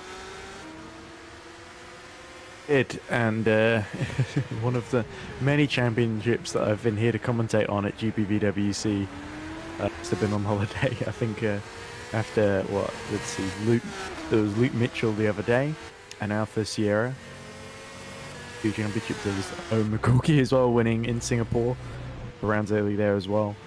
Dramatic fashion too. So comparison a little bit more assured, I think, from TOP. But certainly they're running 1-2 for most of the race, but Carlos Martin did make it very, very interesting by showing his pace on the softs, and I think that bodes very, very well for the Spaniard for race 2. But lots of really solid recovery performances there, I think, from the likes of Moritz Kropp especially stands out, gaining 11 places, but Alex Lahou too, who was just picked to pole and then suffered that grid penalty, was able to get back up to the top 4. So I think... And for TOP, really now the team's table is officially, they're unassailable there. It's all about the drivers for them now, and 45 points separates Mayer at Frelick. So you've got to think for Jack Mayer now, point where the gloves come off then. And if there's any chance to get past Simon Frelick, you're not going to give him any favours and worrying about the team's championship. You're just going to go for it, aren't you? Yeah, that's definitely the mindset he's got to be in as well. And he's guaranteed to start behind his teammate because of the reverse grid rules. There's at least one position that's going to separate them. We have not heard exactly who gets the lucky dip into the random draw, so we'll keep an eye out and see who has got their name on the front row after their performances in the first race. Sometimes to talk about in that warm-up, Joe Gillette got a 139.3. Just been a glory run there, so very strong time. And Gazowski wants to try and get Hyperion's pride back after his DNF in the first race. He's running solo, as there wasn't any representative in their emergency request for a driver. So yeah, it looks like it's Frank Hamming. Is that Frank Hamming on Paul? I think it might be. Where have we seen this before, Aaron? Yes. A couple of times. Montreal comes to mind, Singapore too. Yeah, he'll have no doubt in his mind. The target is to get that win that was retroactively taken away by the penalty he received for track limits. A second opportunity for Frank to get his name on the trophy for a 2023 event. He's been waiting all season long to do it. And in fairness, I did suspect Latinen would get a good draw, and he has picked up second place, and Martin P3. So there's a lot of combustible elements there, and a lot of drivers with different priorities have a shot at race 2 victory. A big opportunity for Latin, and we've never seen him run this high up, of course, even in reverse grid. So that really shows you what a good, that great result in qualifying and race 1 has really opened up this opportunity for him. If he could maybe get a top 5 out of this, that'd be brilliant. But ideally, would Yasse Latin and love to be on the podium here. Indeed. So let's summarize the grid again. Hamming has achieved the reverse grid pole. Latina in second. Carlos Martin, who probably feeling like he should have been on the podium for race 1, he gets third place. Hilla on his mediums to soft strategy get fourth. Bikini, Lahu, Krop and Freilich on rows 3 and 4, 5th through 8th. The 9th place goes to Jack Mayer, who knows he's got to beat his teammate once more to make his life a lot easier heading into Abu Dhabi. Wasserman, top 10 spot for him. Munier and Clant, 11th and 12th. Tylene 13th with Russo in P14, so a lot of dynamics in that position as well. Patterson has P15, trying to double his tally for Spark. Ockenhag head there in 16th, and Koenig 17th, Gut 18th, Svillo 19th, and Smith, the other round GP, in 20th. Gillette and Kutka 21st, 22nd. Watson has a lot to prove, of course, after retiring in race 1 in 23rd. Miriam 24th. And then on his own in 25th position, it's Matthias Gazowski. I think there's a lot of urgency here for Hamming to get this formation lap done, and he won't be at all worried about the other drivers and their needs. He's just going to get on with it, and we'll see how long he takes through 130R and the Casio Triangle. He may slow it down a little bit, or he may just hurry it up even more so. It's like a steady pace, so yeah, everyone else has to catch up. Yeah, it'll be interesting in terms of tyre choice here, Eoin, for race 2. 18 laps, of course. We saw the mediums could go, a lot of people tried to go about 15 or 16 laps in race 1, don't they? So those last 2 laps of the race, those who are doing a non-stop strategy on the mediums are going to be very, very interesting. But as ever, there are going to be 1 or 2, like Hiller especially, in 4th, who are going to start on the softs. Ockenhaug and Koenig may potentially be following suit too. But yeah, it's going to take a lot of clever management and a lot of good positioning in order to be able to take advantage of a on-stop strategy. But it seems everyone thinks it's worth the risk. This part. Yeah, so we'll know for sure what everyone's tire strategy will be. Here come the lights. And it's a longer hold this time. And they're away. So here we go. Hamming from pole. There's contact at the back. That's Lunark in trouble. Oh, goodness gracious. That's an immediate penalty as well for Menno Clant. He must have jumped the start. So that explains that potential tackle. So it is Wasserman surely out of the race already, Ed. Yeah, and not a great start for Yasse Latin and Eva, because he got jumped by both Martin Hiller on the softs there. So Hiller did exactly what he needed to do there. Now he's only got 2 cars separating him from the lead. So Masic Hiller needs to make ground quickly and then pull a gap behind. Meanwhile, here's the TOP guys in the midfield. But there was that horrible start. I think Menno Clant must have jumped the start or something, because we immediately saw a penalty come up for him on screen. And then, like you say, we saw, I think it was Wasserman sort of had nowhere to go and got caught in the wall there. Yeah, he got sent into a spin. Krop looking for a double podium. His campaign will be in 5th position at the moment. Vincent got 15th. There's the other Lunar. He's limping back to the pits. Very, very severe damage there. But Hamming secures his opening lap lead here. But Hilla on the soft P2. Martin had no reply. Latina, as you say, lost his front row advantage. So yeah, the sector 1 yellow are surely still for Wasserman. And there we go, Krop into 130R. That's close. He won't get alongside. There's a spin. Oh, big crash. Lakini spins, and that's surely Guts as well in trouble. Oh goodness, these early doors in race 2 are very, very treacherous. We saw very little going on in the first race, a lot of clean driving. Now the red mist is descending and chaos is brewing. Oh, And Moritz Krupp has got the inside on Yasse Lattinen there, so Yasse very sensibly deciding discretion, the better part of valor with all the chaos going on around them. Gazowski, after retiring race one, he's desperate to make up ground, but the Pixelate cars both holding him off. Going to be double trouble for him in the form of Persis Miriam and Kutka. Yeah, as you say, Frank Hamming really needs to try and repel Hiller for as long as he can. Carlos Martin, he knew that he just wasn't going to be able to do very much. Now he's just got to wait for Hiller to pit out of the way. I think it's going to be, based on what we saw from Hiller in race one, it's going to be difficult for him to make up very much ground when he comes in, especially if he comes in quite late and tries to sort of extend this stint. But yeah, I think it'll be interesting to see what happens then. But I think Hamming and Martin are probably going to be fighting each other for victory here. But the TOP guys, Frelick and Mayer, slowly start making their way through the pack here, with Moynier separating them at the moment. Yeah, but it is crucial for Mayer that he is ahead on track yet again. And Frelick's actually lost out to Koenig there. Koenig has managed to find a way past Frelick. And there we see now Frelick down to P10. So Koenig on the soft compound tyres has made his way past. So this is definitely strong. And Hiller takes the lead. And Hiller, yes, as you say, Ed, he's got the race lead, and he has to use every ounce of performance from these tyres now. They probably won't last more than 10 or 11 laps, maybe 12 at a stretch. But Hamming wants the spot back, and that will be swatted away by Hiller, who wants to get Build Sim right back in the hunt for a good result in the Teams Championship. 5th place, very much up for grab. Look at who's setting the time screen light at the moment. It's Krupp, who was all over the back of Martin into turn 1. 1:39.0 then. Purple second and third sectors there.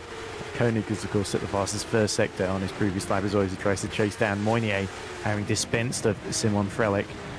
But yeah, so I think Krupp, I really think it could well be a throughway fight for Victor. Krupp gonna keep up with Martin and Hamming here. Let's investigate the launch here for Menno Clant. Perhaps a little bit of lag. So yeah, he does jump. Yeah, that's a clear jump. And there's a very slow start for Wasserman in front of him. So double disaster as one driver on that the dirty side of the grid. He launches too quickly, and the other gets a very, very timid start and pays the price for it. So here's the onboard. So maybe you can see in the replay, just the lights aren't cooperating in real time. Yeah, he must have just lost his throttle and got spun around. So yeah, very unusual to see that. And now let's see what happened. 130 or made a mistake through Spoon, didn't he? Yeah, he's That's already what's allowed. Is that Moynier getting alongside, and then contact with Frelick, or was it Mayer? Oh yeah, Lehoux uses number 42, so I saw it on his fin on the back there. So yeah, that was just a horrible outcome for Vincent Gutt as well. He'd nowhere else to go. So I'll check out his onboard to see. So he's just following the racing line as normally wouldn't have known what was going on with that accident from there. You go. You can see the dust is kicked up, and there we go. Vincent was actually okay. Must have been his teammate. Yeah, Craig Patterson was Craig Patterson, exactly. Yes. Patterson is out of the race, so yeah, that would that explains it. Yeah. That. As Hiller sets another fastest lap of the race, 1:38.8. Yeah, so Patterson would have known what was going on, but he has very little time to react. You can see the spin comes right out against him. Yeah, that's awful luck for Craig.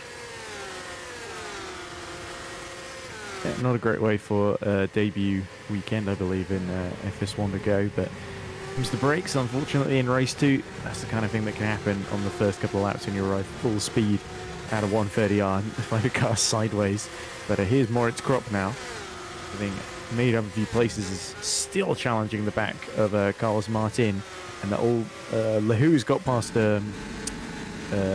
Lattinen, but now is starting to be dropped by the top 4 as here's a chance up the inside then for Moritz Krupp, and Carlos Martin leaves plenty of space into the Casio triangle, and it's Krupp that slots himself now onto the podium, and now he's going to chase Frank Hamming for what could be the net lead of the race. Yeah, precisely, but we'll see if Martin has the chance to get some retribution. No, it doesn't seem to be the case. But Martin has the least experience out of most of the drivers on the harder compound tires in race conditions, as his strategy meant that he went. Latin have been bullied out of the way. Ooh. He has been moved out of the way, and his teammate Koenig takes full advantage, knowing he's on the softer tire, so he has to giddy up and move on. Freilich really frustrated now. He's not making any inroads at all, Ed. Simon Freilich did not want to be fighting with the Frislines in this race, while Mayer the streaks ahead of Moynier and gets slotting into a pretty comfortable 6th place, will become 5th inevitably once this man Hiller pits. But we'll have to see, because very quick the latter stages of the race as well, once he's on the fresh tyres and everyone else is on the worn mediums. But I believe the compound rule doesn't apply for race 2. I think he could pit for another set of softs if he wanted to. Oh, look at him pushing to get every little tenth that he can. 4.2 seconds the gap to Frank Hamming at the moment. But Hamming will be worried about Kropp, who's now 6 tenths behind him, and has just got absolutely monster pace at the moment. That he does, but we're on board now with the 2nd place man in the championship for the drivers, Szymon Freilich. As of right now, probably he needs to make his presence felt against Latinen to make sure he gains that position. Yeah, he's getting close now, but Koenig in front now for Friesland. This could be their best showing of the entire season.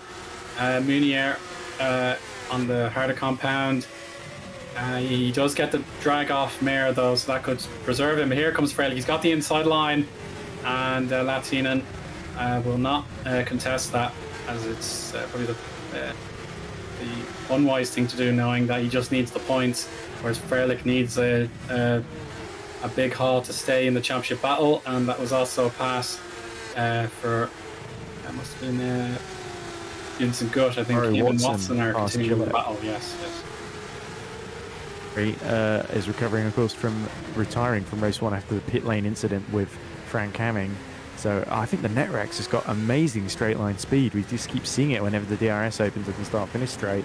And Martin, even when Kropp got past him, he was able to really almost get back around the outside of him. There's only really clever positioning from Moritz Kropp that prevented that from happening. And now Frank Hamming, as we predicted at the start of the race, is that potential win is once more under threat from a very, very quick driver behind him. So it might not be Carlos Martin that takes advantage of it this time. It may be Moritz Kropp in the Luna. Yeah, it could very well be. He's well versed at this track, proving how exceptionally quick he has been in the race conditions. And this is his opportunity to put Frank Hamming into his mirrors. So let's see what happens now. Out of the final chicane, down the sweep by the Ferris wheel, and here we go. He's going to top out, changing gears to 6th. There we go, heading towards the 300 kilometers per hour mark. But no, Hamming does have the straight line speed to keep himself ahead. But now we'll see Harry Smith having a wiggle in his battle with Kutka, one of the other substitute drivers for today. Rowan GP only have him and Svilo to think about. So Svilo, he currently sits 14th. Yeah, he's gone for 13th. So Latinen has lost out big time, and his points are a thing of the past. Yeah, big shame for Yasse. Maybe a little bit of inexperience showing there. The medium, he did get bullied out of the way by Moynier earlier, and then there we go. He just loses the rear end and then has a few goes at trying to save it, and then it's a horrible feeling when you're on the outside the corner. Let me back in the race, but you have to wait for the gap. That's exactly what Yasse Latinen did there. But anyway, up front, this battle continues as Hiller just continues to it's up front of 38.8, whereas Hamming is setting 39.8s, who's setting 39.7s, and Martin's now setting 39.6s. So I wonder if Carlos Martin was pacing himself a little bit, because it's starting to turn into a stalemate in this fight for victory at the moment.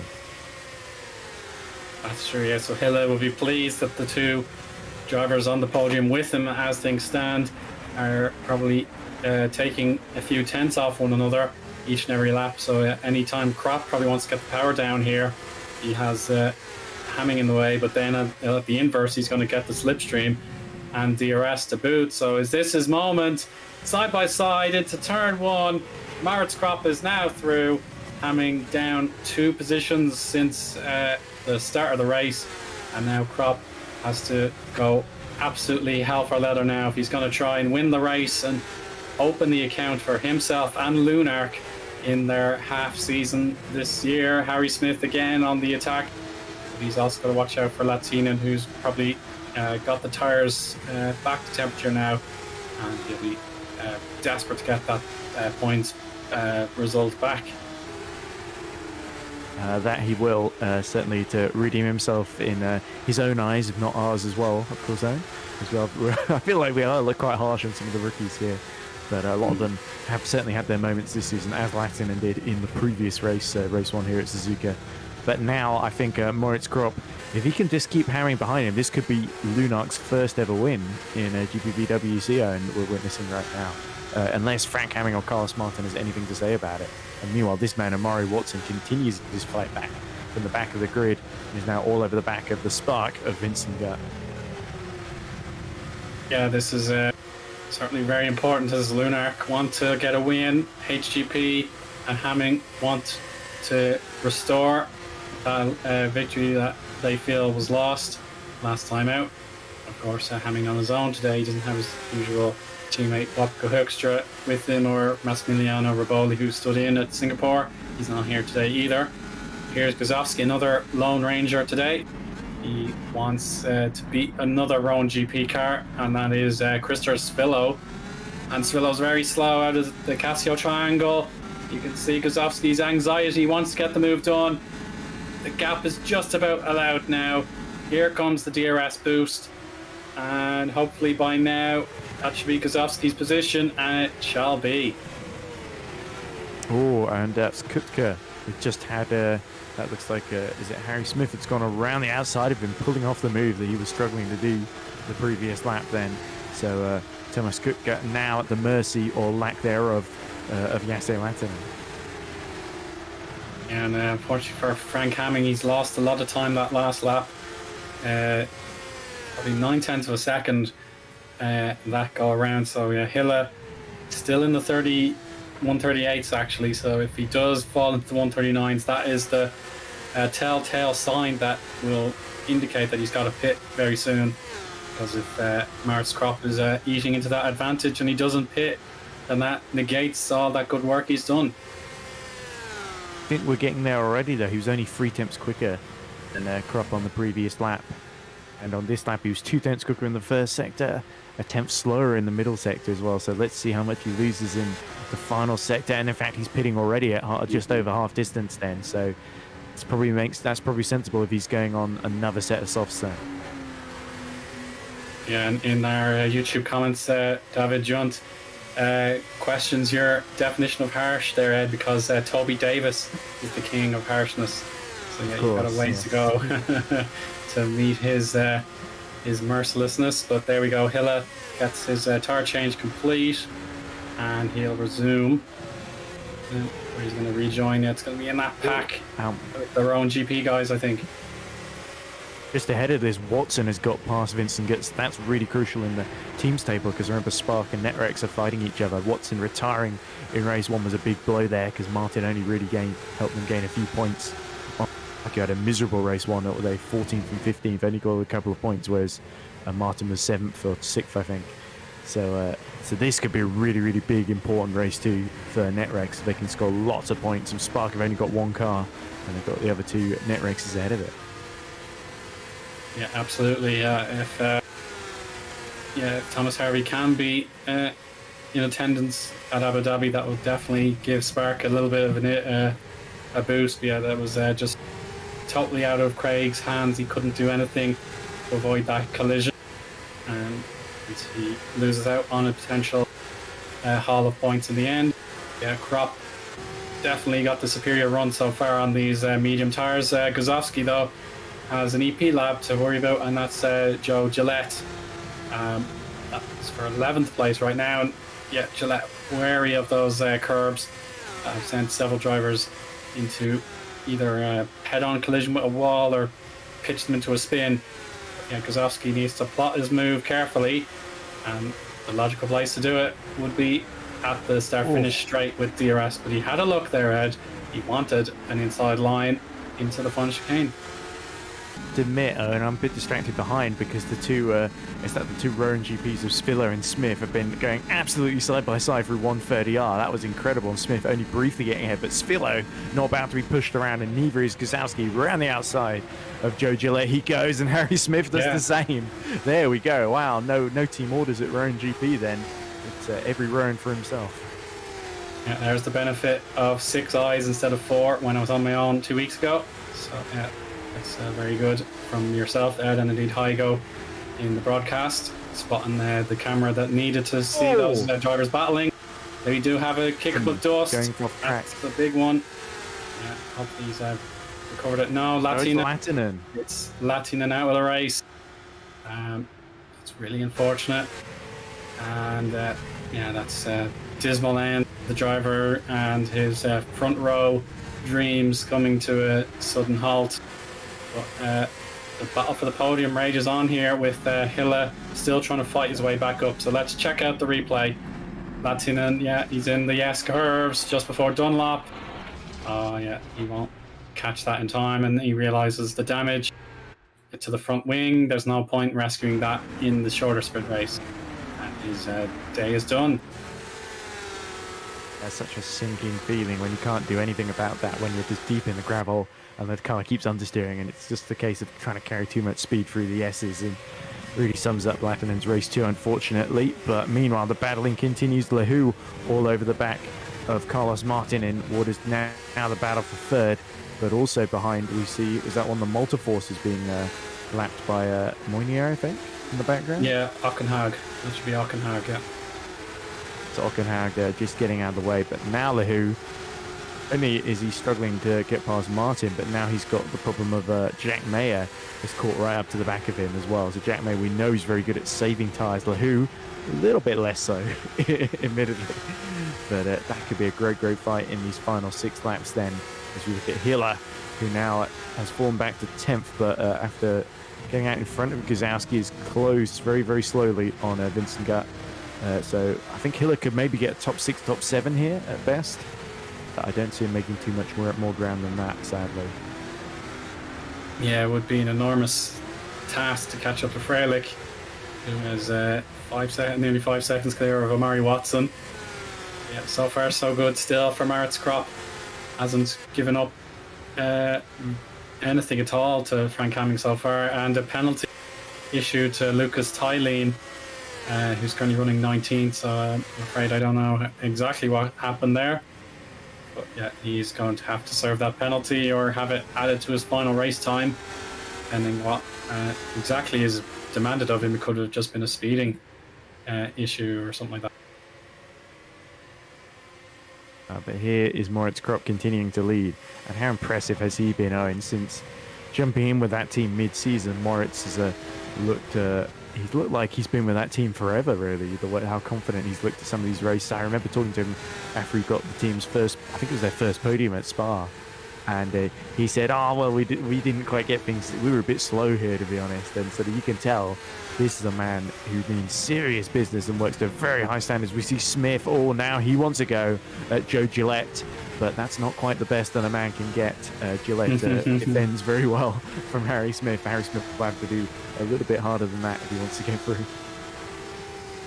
Yeah, at least we're seeing Joe getting a fair rub of the green here in race 2, and EP Lab, of course, are still just trying to build up their tally until the end of the season. They will be a long shot to catch up to First Land, and I presume, Lunark have blitzed their points tally in their half season.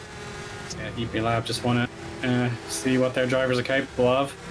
Of course, their high point, I think it was the British Grand Prix. I think they got some incredible results back then.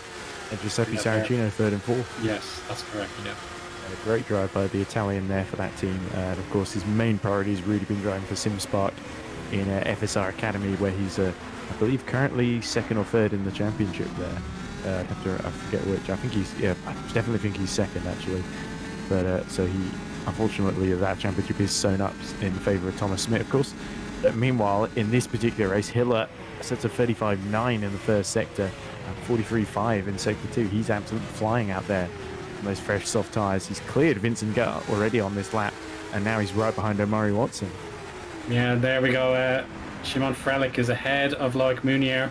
So we have TCS, we have TOP, and TCS in a odd-looking sandwich there.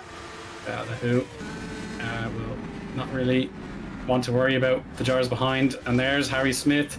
Oh, almost caught it, as a matter of fact, but thank goodness he went to the outside runoff and was available to be avoided from a nasty collision with one of the pixelites at least. So let's get a little bit further back. This is yeah, he's going up the inside. Gillette, isn't he? Yeah. And yeah, he didn't quite have enough overlap, in my opinion. There, that was brave, but I know he said try harder, but maybe not that hard. Yeah, that's unlucky, but you'd be happy to at least have another chance. Mounier, having lost that position to Frelick, he's got to be on red alert here, as here comes the bright red build sim. Matej Hiller, no doubt about it, he's ahead of Watson. And now the very, very late chase is on here for P7 now for the Polish driver. And he'll just have to rack up even more 138s, have the best possible bold move into Spoon by Masic there. And Omari just about saw it in time and gave enough space there. But that was very clean from the pair of them. Because a lesser driver might have just turned in on Masic there, but Omari was very, very canny. Yeah, absolutely. And now we see more coverage of Alex Lahu. So close and yet so far from the podium. But what Mayer does behind is also worth considering. Seems like top 5 and gaining an extra point. It would be 1 extra point over his teammate. That could all prove decisive at the end of the season. So at the minute, Mayer doesn't have to go for the position, but Shimon Frelick absolutely does. But at the time being, he's just a little too far back. You'll need Mounier perhaps to keep him honest for the time being. But yeah, Maritz Kropp still looking composed at the front. But yeah, Hamming is perhaps gearing up for a late assault to try and get that victory. Hamming set personal best first sector there. This time, last lap round, almost identical, slightly faster, but pretty much identical laps to Kropp at the moment. Meanwhile, at the very, very back of Luca Filen, after his penalty, has started to really up his pace. I think he's may have picked for some new tyres about 3 laps ago, softs, and he set a purple middle sector. It's good to see Luca Filen still pushing. Really good to see Lucas still going along to try and fight his way up the grid as best he can. But here's Koenig. He's on board now. This is the battle with Gillette, and I think that should be the move done beforehand. So yeah, that's a contrast of fortune there. No contact necessary there. So that's Harry Smith probably feeling a bit unfortunate about that one there, how he needed to do it. But now on board with Mayer, he's getting closer and closer to Lahu, and this will definitely be another momentum boost to that championship bid. If he can make that move stick, but it's in a case of if he does it, he'll gain 13 points as opposed to 11. But if he doesn't do it, then he's still got the +1 over his teammate. As Jack Mayer looking a little bit more panicked since Simon Frelick got past Mounier, and now he knows the gap's only 1.3, 1.4 to his teammate. So if he knows if he can't get past the Who, he potentially could fall into DRS range of Frelick, and that would not be good news at all. But I think worth focusing a little bit on Koenig on that move on Gillette. Koenig is like Hiller, another one who started on the softs and he's pit for another set of softs. So great to see the Friesland, the sole remaining Friesland, flying out there, and his Kutka. He fancies demoting Gillette as well. I think I've been really impressed. Here we go, as up the inside goes Zvillo, who I think himself has made a mistake trying to get in front of Gillette, and now has finally got back to roughly where he was in the order. But Gillette, I think, has been defending pretty well on some pretty worn-looking tyres at the moment. Up the inside into Spoon. And again. Joe Gillette does well just to leave plenty of room there. Oh, too much room, I would argue, Joe. Yeah, Gillette was too far up on the outside of Spoon, and that was an easy get for Tomas. Therefore, he doubles his tally for P14, but it's not over yet. There could still be drama in this contest for the final points paying positions, as we're in the 2 to go signal for race leader Crop. And there they go down to the start finish. They go, and it's Kutska's moment what he decides to do. He's forced to go the long way around. That's not oh goodness, that won't go well. And Kutka's slid. Menno Clant will take absolute pride in that. Smith slides as well. So just utter confusion there at turn 2. I saw the Pixelite just drifting in front of him and thought, well, I can do that too. And yeah, Kutka probably feeling a little silly for trying to hold on around the outside there. So tempted to get suckered into doing that.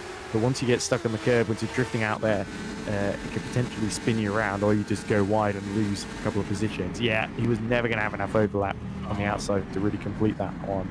That would have been amazing if he could have done it, but the odds were not in his favour there. Yeah, sadly not. Pixelite, yeah, that'll be a bitter one to take. And Perseus Miram, of course, is 18, so that loses all of the optimism, I'm sure, that would have been felt around the team. Final lap for the race leader, Moritz Krop. He's almost there.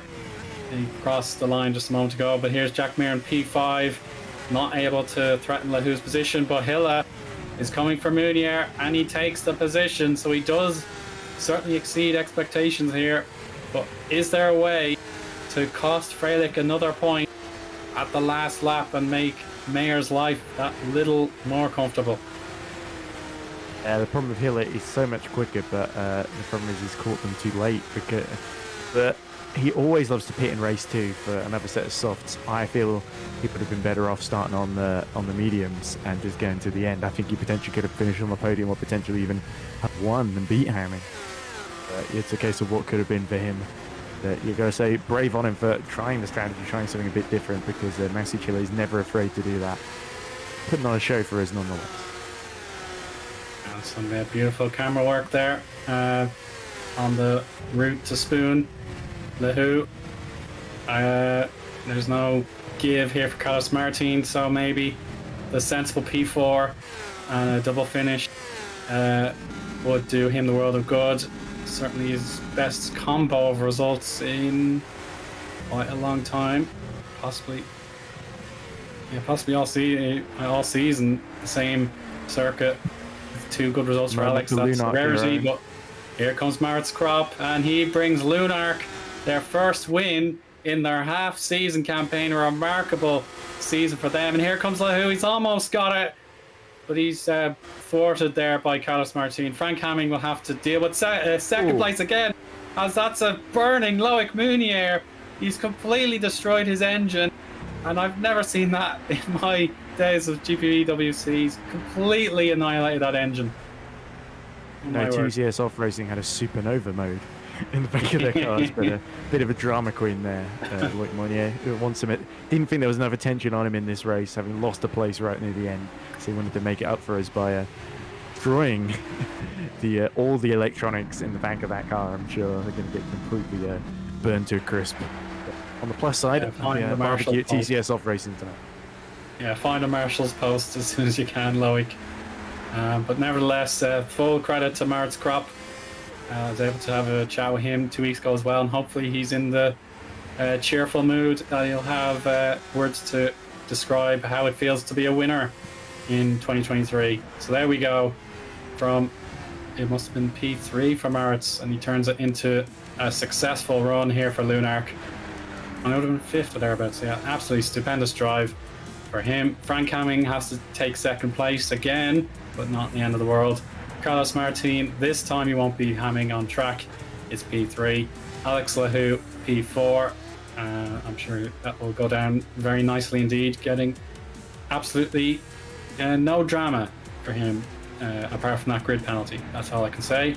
Jack Mayer beats his teammate yet again, so that gives him another point to take to Abu Dhabi in 2 weeks' time. Hilla's bid to win with the soft tyres did not work out. P7 is his outcome. Mounier, Watson, and Gut complete the top 10.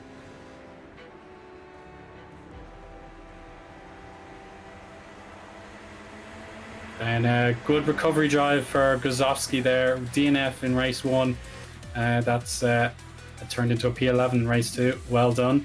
Philip Koenig, Christopher Svillo, Menno Klont, and Joe Gillette complete the points positions for this race 2. Harry Smith and Thomas Kutka, we saw them having slides, but they bounced back to 16th and 17th. Perseus Miram there, P18 for Pixelite also. Federico Russo, he'll be probably feeling a bit disappointed with 19th. I know he probably felt he was capable of better. Magnus Okenhag, I think, got fastest lap with a late change of tyres. He's P20. And then the unfortunate drivers who did not see the checkered flag were Lucas Tylene, Jassi Latinen, Mirko Lucchini, Craig Patterson, and David Vossman. So Vossman was hit in the back at the very start of the race. He had a poor launch. Then we had Lucchini and Patterson having that unfortunate tangle at 130R. So there we go, Ed. How do you feel about that race? You've got to feel delighted for Lunark. It's not every season you see a team enter halfway through and win. And we know they have Moritz Kropp, who's an excellent driver. We know they have a lot of support from their partners at THR as well. I think still for a new team, I think they can take a lot of pride out of that result because Moritz Kropp was absolutely on it, completely stole it from under the nose of both Hamming, Martin, and of course Hiller as well, who had to do that extra stop. But yeah, in terms of the championship, it's really advantaged Jack May, who I believe now has a 46-point lead, if I'm not mistaken, having gained the extra point from the 45 he entered this race in with. Haven't finished to stay at Frelick. So Frelick, it could have been worse for Frelick, but maybe it could have been a little bit better as well. And I feel like 2 rounds to go, Jack May really just has to limit any damage that Frelick can do. And I think there's every chance of wrapping up this championship now.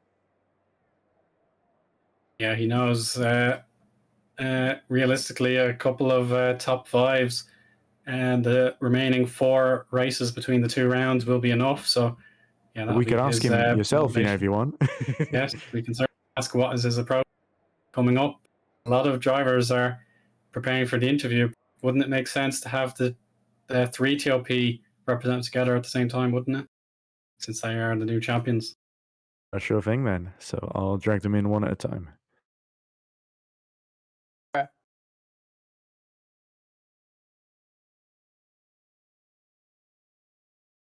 So welcome along Jack, Shimon, and Eoin all together as the new team's champions for 2023. So Jack, let's start with you, having won the race 1. So how do you feel with 1 trophy in the bag?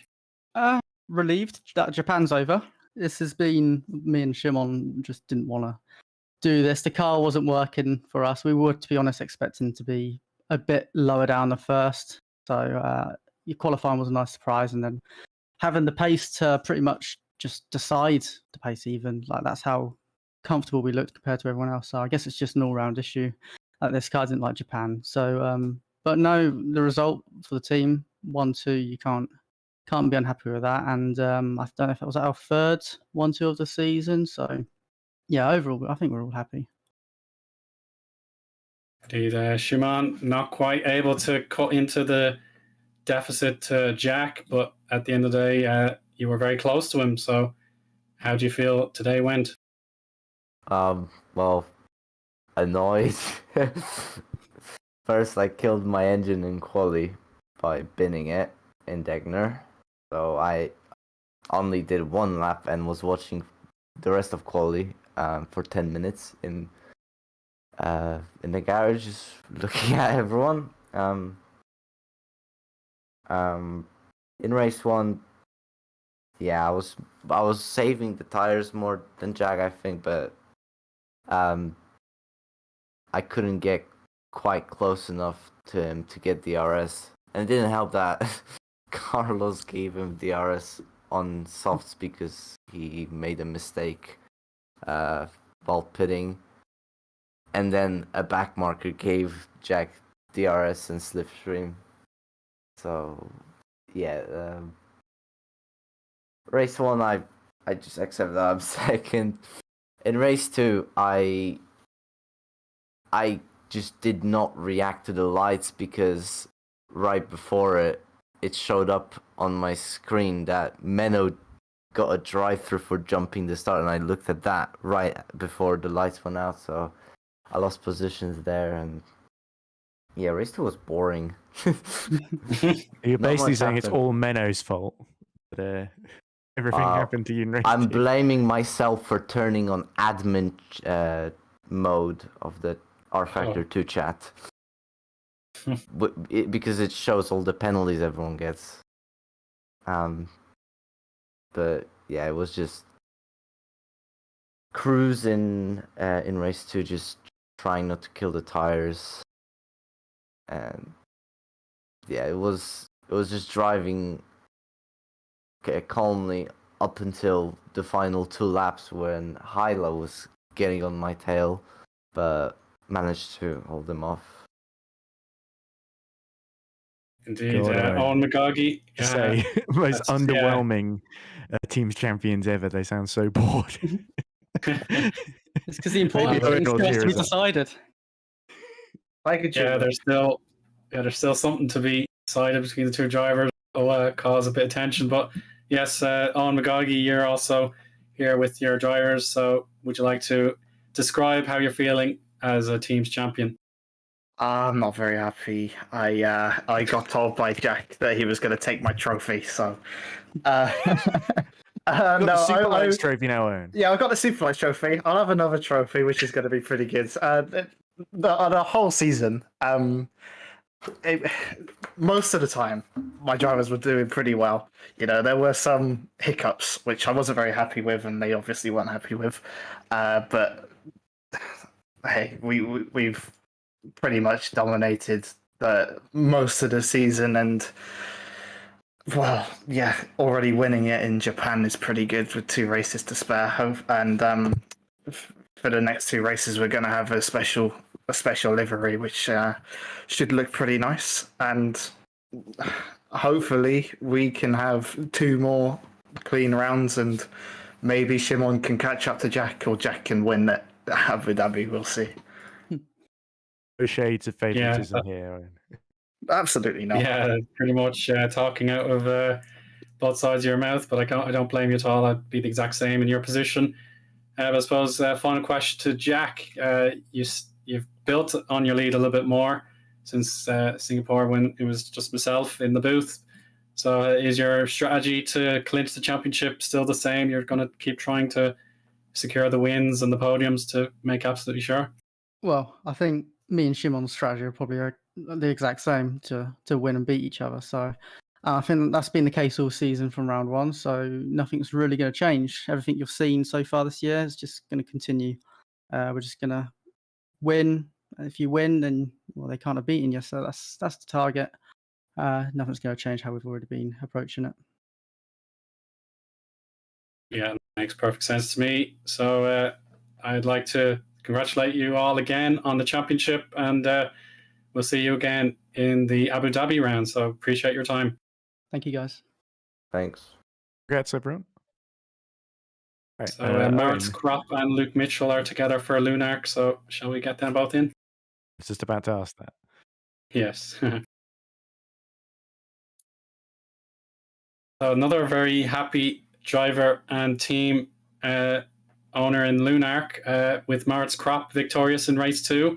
So Martz, congratulations on opening the account for the newly built team. Thank you very much. Yeah, honestly, it was just so exhausting. I'm still a bit, short of breath, but yeah. So qualifying was probably the low point of your entire day, to be honest. What do you think went wrong there?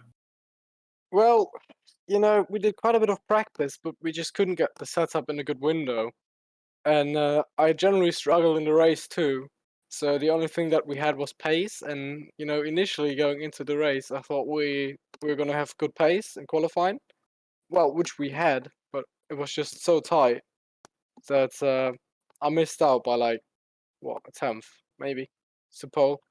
So yeah, it was just disappointing there, and then also me getting the 10th place grid drop from last round. I was like down in P14, and I honestly didn't expect to get back up into P3 in race one. Some good moves there, and then yeah, it was very important for race two as well. That was Absolutely, surprising in yeah. commentary, wasn't it, Owen, in race one? Because we sort of were watching the race, we just looked and saw Moritz had suddenly got himself into P4, and then when Martin had to pit, he was P3. So we didn't see a lot of those moves on the stream, but it was one or two of them.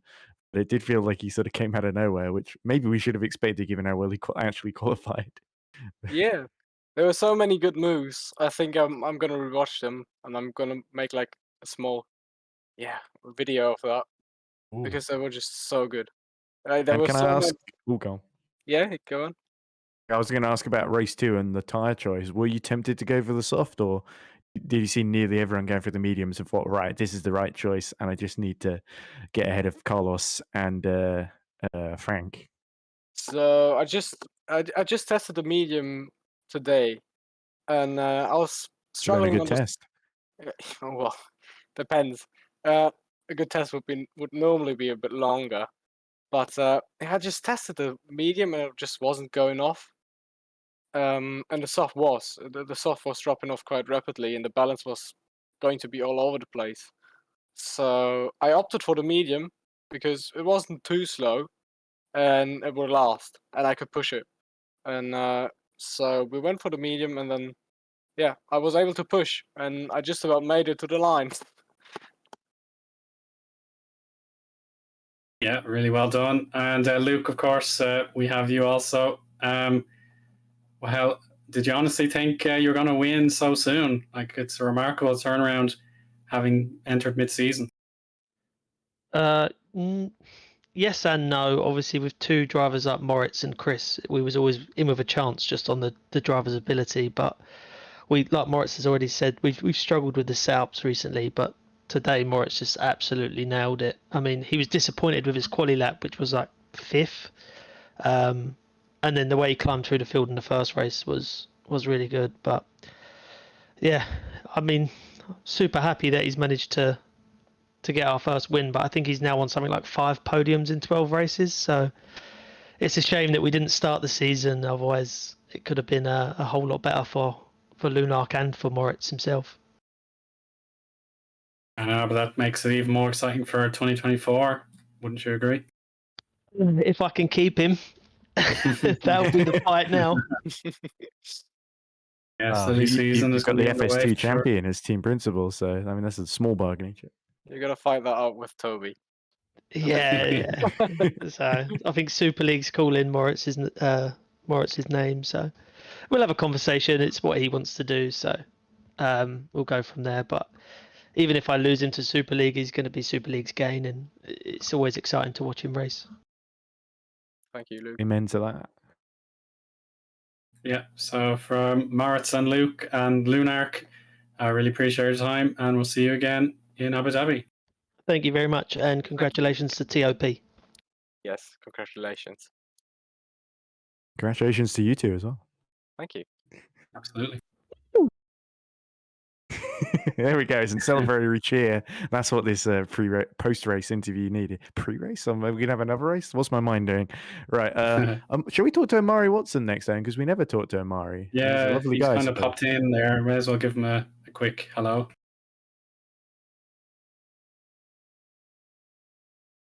Welcome, Amari. Can you hear us? Yes, I can hear you. Very good. So probably a case of mixed feelings today because of what could have been for yourself in race one. You were building a strong 3 and 4 with your teammate, but then you got hit from behind by Frank Hamming at the pit lane entry. So what exactly happened that made you retire? Once I got hit, the car was ruined. I saw how much time it would have taken for the damage to be repaired. So it looked like it was just race over for me. It was unlucky. It was an unlucky moment for both me and Frank. But yeah, it is mixed feelings. Race 2, I had fun coming from the back and getting the top 10.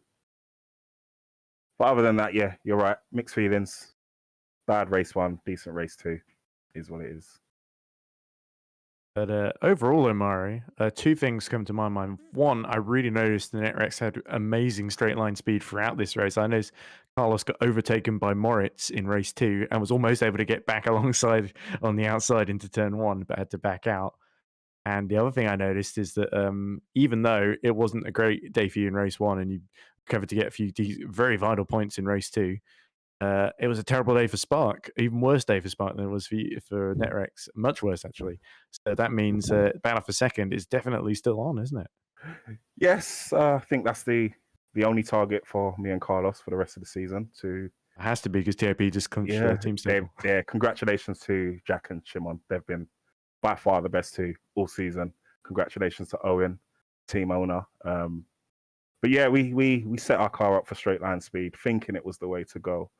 I think it helped us a little bit in race 1, but race 2 just seems like the pace died off really quickly, a lot more than it did in practice. So yeah, something for us to look at. But yeah, we did have amazing top speed, and that top speed helped me get from, I think I started P23 in race 2 and ended up in P9. So pleased with that.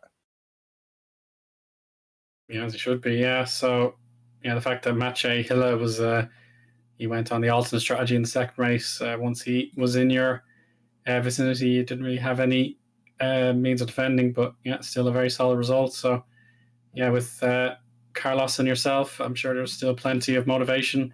Do you think Abu Dhabi similar approach to that track like we had today, or something different?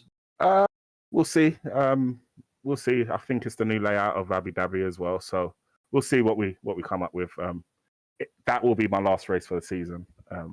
I won't be attending Brazil because I will be on vacation. So next round we'll push like hell. Try and make the best of it, get the best results we can, and see where it takes us. I suppose it's only fair because Carlos got to go on holiday earlier. You know, yeah. I'm on holiday right now doing this commentary. Although I'm going back. That's dedication. That is dedication. Right. Well, to be fair, it's always great to actually. I say it's always great to talk. This is the first time I got to talk to you, Omari. So it's nice to meet you. Thank you. Nice to meet you too, Ed. I'm implying there's a history that we don't have. Before I go, thank you to the team as usual. Thank you to Carlos for the amazing setup work and the time and effort he puts in to these setups for me to just come in and drive a few days before the race and whatnot. So thank you to Carlos first and foremost. Thank you to you guys for the broadcast, because without you guys, this wouldn't be possible. And yeah, that's all. That's all from me. Thank you. Appreciate your time, Omari, and good luck in what will be your last appearance in 2023. Thank you very much. Take care. Have a good evening. You too. Bye-bye. Yeah. Cheers, Omari. I think cheers to you too, just covering all bases. Have we got time for Alex Lahoo and Vincent, or shall we end it there? Lahoo got 2 top 4s. He might be a bit annoyed if we don't talk to him. Yeah, I suppose, yeah. It would be fair to hear from Alex, yeah. Also, race 1. Oh, hi. Oh, sorry, Alex. Caught you at a bad time, but to be honest, a double P4 in the 2 races today, that's probably your best combo of a single day that you've had all season, so congratulations. Yeah, thank you. I don't really like P4 though. Should have been P3. Yeah, there's always something, but look at your encyclopedia of misfortune. It's good that one chapter doesn't need to be written today, so perhaps you will argue with me and say, oh, the grid penalty was what cost me. I would have had a very strong grid slot, and then I got penalized. So, yeah, do you think if you didn't get the grid penalty, you would have been on for even better than P3?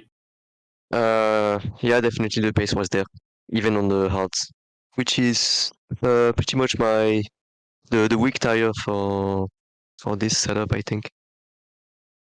I mean, this round at least. the pace was still there in race 2, so pretty happy. Just the fact that Carlos was kind of blocking us, and the only time he didn't get a good exit out of the final chicane was on the final lap, so I almost got him to the line. But no can do, Winston. I was going to ask about race 2 because you were in this really unenviable position. I think, well, some might say enviable because it was quite high up in P4. Also, you were stuck behind Carlos, and then behind you was championship leader Jack Mayer, who was getting really aggressive at a couple of points. Like, what was going through your head there is like, they're pincering me. There's nowhere to go. I was surprised. I was like, wait, did Jack really go for the softs? Then no, he's on the hards. I'm like, what? No, I believe it, baby. Just called B. But then I had a dirty ahead, so that can maybe explain why. From I think it was Martin ahead or someone else. It would have been Martin, yes, Carlos. Yeah. And he had great straight line speed as well, which is probably why you struggled to overtake him, because Netrex set up for straight line speed. Amari just admitted to us. Yeah, I could keep up in the corners, and on the final lap, I was just so close to him, and I decided to go nuts and push. But Spoon, he got a really, really great exit out of Spoon, so no way for me to overtake there, sadly. So no podium today, no Discord message from Jose. Yeah, but while there's no podium, Alex, you did get the podium last time at Singapore, and I wasn't in the broadcast that time, so I have to say a very belated congratulations for that. And it's Thank great you, to Ed. see you carry that momentum forward, because it's hard to build momentum in a championship like FS1. It's thick and fast. It's 2 races every event, and you've really got to be on top of everything in both of them, especially when things get hectic in race 2. So what do you think you can achieve in the last 2 races? Because TCS off still in a few battles in the Teams Championship for 5th that are very, very close. Do you think you can prevail, or is it just getting a few more podiums as you focus now? Yeah, main objective is to try to grab as much points as possible. First objective in the race is to not just die, and second point is to just try to go as fast as quick. Okay, whatever. I mean, as fast as possible, and clinch as many points as I can. Yeah, the goal is to get the Drivers' Championship by the end of the season, which is not possible anymore, let's be honest. I'm actually mathematically out of the championship, but yeah, the goal is to get the Drivers' Championship anyway. Oh, I mean, people could get disqualified, you never know. Yeah, Jack disqualified for, I don't know, man,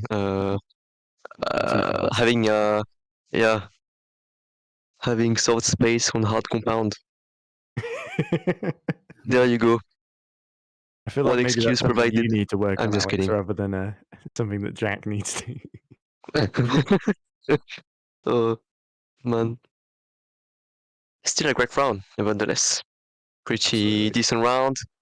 26 points, not too bad. Yeah, I totally agree with that, Alex. So yeah, we'll leave it for you there now. So thanks very much for your time, and we'll see you again in the next round. Thank you guys, and see you next round. Let's see. Bye-bye.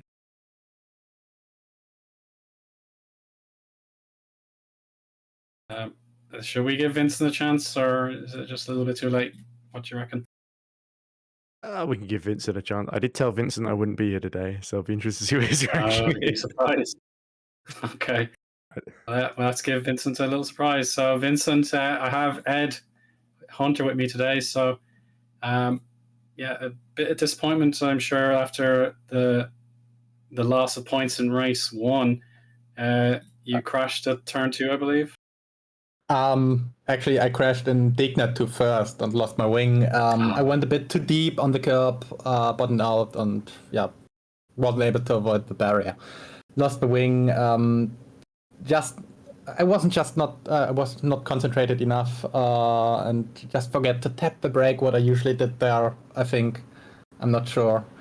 That annoyed me, and then I thought actually that I'm not able to score points, and in the end I was on the last lap like a second behind Craig that he made for this round, and there was a small chance to get him in sector 3 on the straight, so I kept pushing, but yeah, pushed too much in turn 1 and lost it again. But yeah, it didn't really matter for the team's championship. It wouldn't make difference if I finish in P15 or he finishes in P15, and there was just a small chance with dirty air and slipstream to get him. So especially the second crash wasn't really a problem. I'm annoyed by the first one. Hi, Vincent. I'm sorry, I did say on Tuesday that I wouldn't be here, so I guess I lied. Things but anyway, change. And happy to hear you. oh yeah. I just want, it didn't look like the easiest pair of races for you by any stretch, but race 2 was a little better. You did get P10, although you didn't quite come out on top in the battle with Omari Watson. My question is, are you and Spark worried about Netrex, given the gap? They're still within touching distance of you just about, if they can score well in these last couple of races. Do you think you guys maybe can just about hold on, or are you seriously concerned about second in the team's championship? I'm concerned. I mean, after that, that question you are, yeah. Already for a few rounds, because it was already clear that Tom can't do the whole season, and he scored quite a lot of points for the team. Before this round, he was P3 in the championship. Maybe he's still at P3. He's still in P3, but I don't know. So he scored quite a lot of points, and he can't do the last round. So the networks can catch up quite easily because of that. And the gap wasn't too big, especially in the team's championship. It was like 70 points. Then we had both not a good round in Singapore. It went down to about 50, and I think after this round it's about 25 plus minus a few. So, and that's the team's championship. So 2 drivers score points, you get double the amount of points in general. So it would be just 12 points in the drivers championship, and that's not a lot, especially in FS1 where everything can change. You can have bad luck. You have still 4 races, especially reverse grid races in race 2. So I'm concerned, yeah. Yeah, I believe Thomas is still third, about 5 points ahead of Carlos now, so it's pretty close there. And I think coming in, as you say, it was 438 to 492. So you guys have just got over the 500 mark, but unfortunately you have been closed in. So as you say, nervous times, but I'm sure Spark can pull something special out of the bag, especially you, Vincent. You always, when times are tough, you always seem to dig deep and find something. So fingers crossed you can replicate that in Abu Dhabi and Brazil. Yeah, I hope I can. Don't tell Netrex I said that. Yeah, okay. I do. I won't do it. All right, it's not like we're broadcasting this anyway. And one thing, race 2, lap 1. That was a challenge. Already on the grid, just after lights went out, there was a crash right ahead of me. I was happy that I survived that. Then a few corners later in Dunlop, someone spun, and like 3 cars ahead of me also had to avoid him and to slow down, and another crash I survived. Then later, maybe lap 1, lap 2, 130R, a crash. I think it was Lucchini, and again, a few laps later, another car spun there. So it was a challenge to survive the first few laps already. Yeah, definitely. It did look really, really challenging, but you got through it in the end with the P10. But the emphasis is now on Abu Dhabi, I'm sure. And I wish you the best of luck there, Vincent. Thanks for your time. Thank you. And therefore, we've completed our interview duties, Ed. So I really appreciate your time from your holiday to come along and join me again. So thank you very much. Cheers, Owen. I've got to make a sandwich for the train home tomorrow. So it's a good thing it's not going on too much longer. But yeah, wow. Fantastic pair of races. Teams championship sewn up. But great performance by Jack Mayer and Simon Frelich in race 1. But Moritz Kropp, I think, probably the star. Him and Carlos, I think, the 2 standouts of the day. I think with especially I think Lunark is great to hear. Luke Mitchell and Moritz Krupp just absolutely delighted with that result because Moritz had clearly been pushing for that win for so long. And they finally broken their deck. And I wonder if it's the first of many for that team. And we could see them being a big force in the future of GPVWC and FS1 in particular. Yeah, that's definitely something that hopefully comes to fruition at the end of this season and to the 2024 campaign. But yeah, that is definitely time up for another race weekend. We're nearly at the conclusion of the season, with of course the Japanese round for Super Lights and Super League coming up next week. But for now, for myself, Eoin Harmon, Edward Hunter, and Heigo Poom in the broadcast direction, that is the end of the broadcast. Thank you very much for tuning in, and we'll chat again next time. Take care and good night.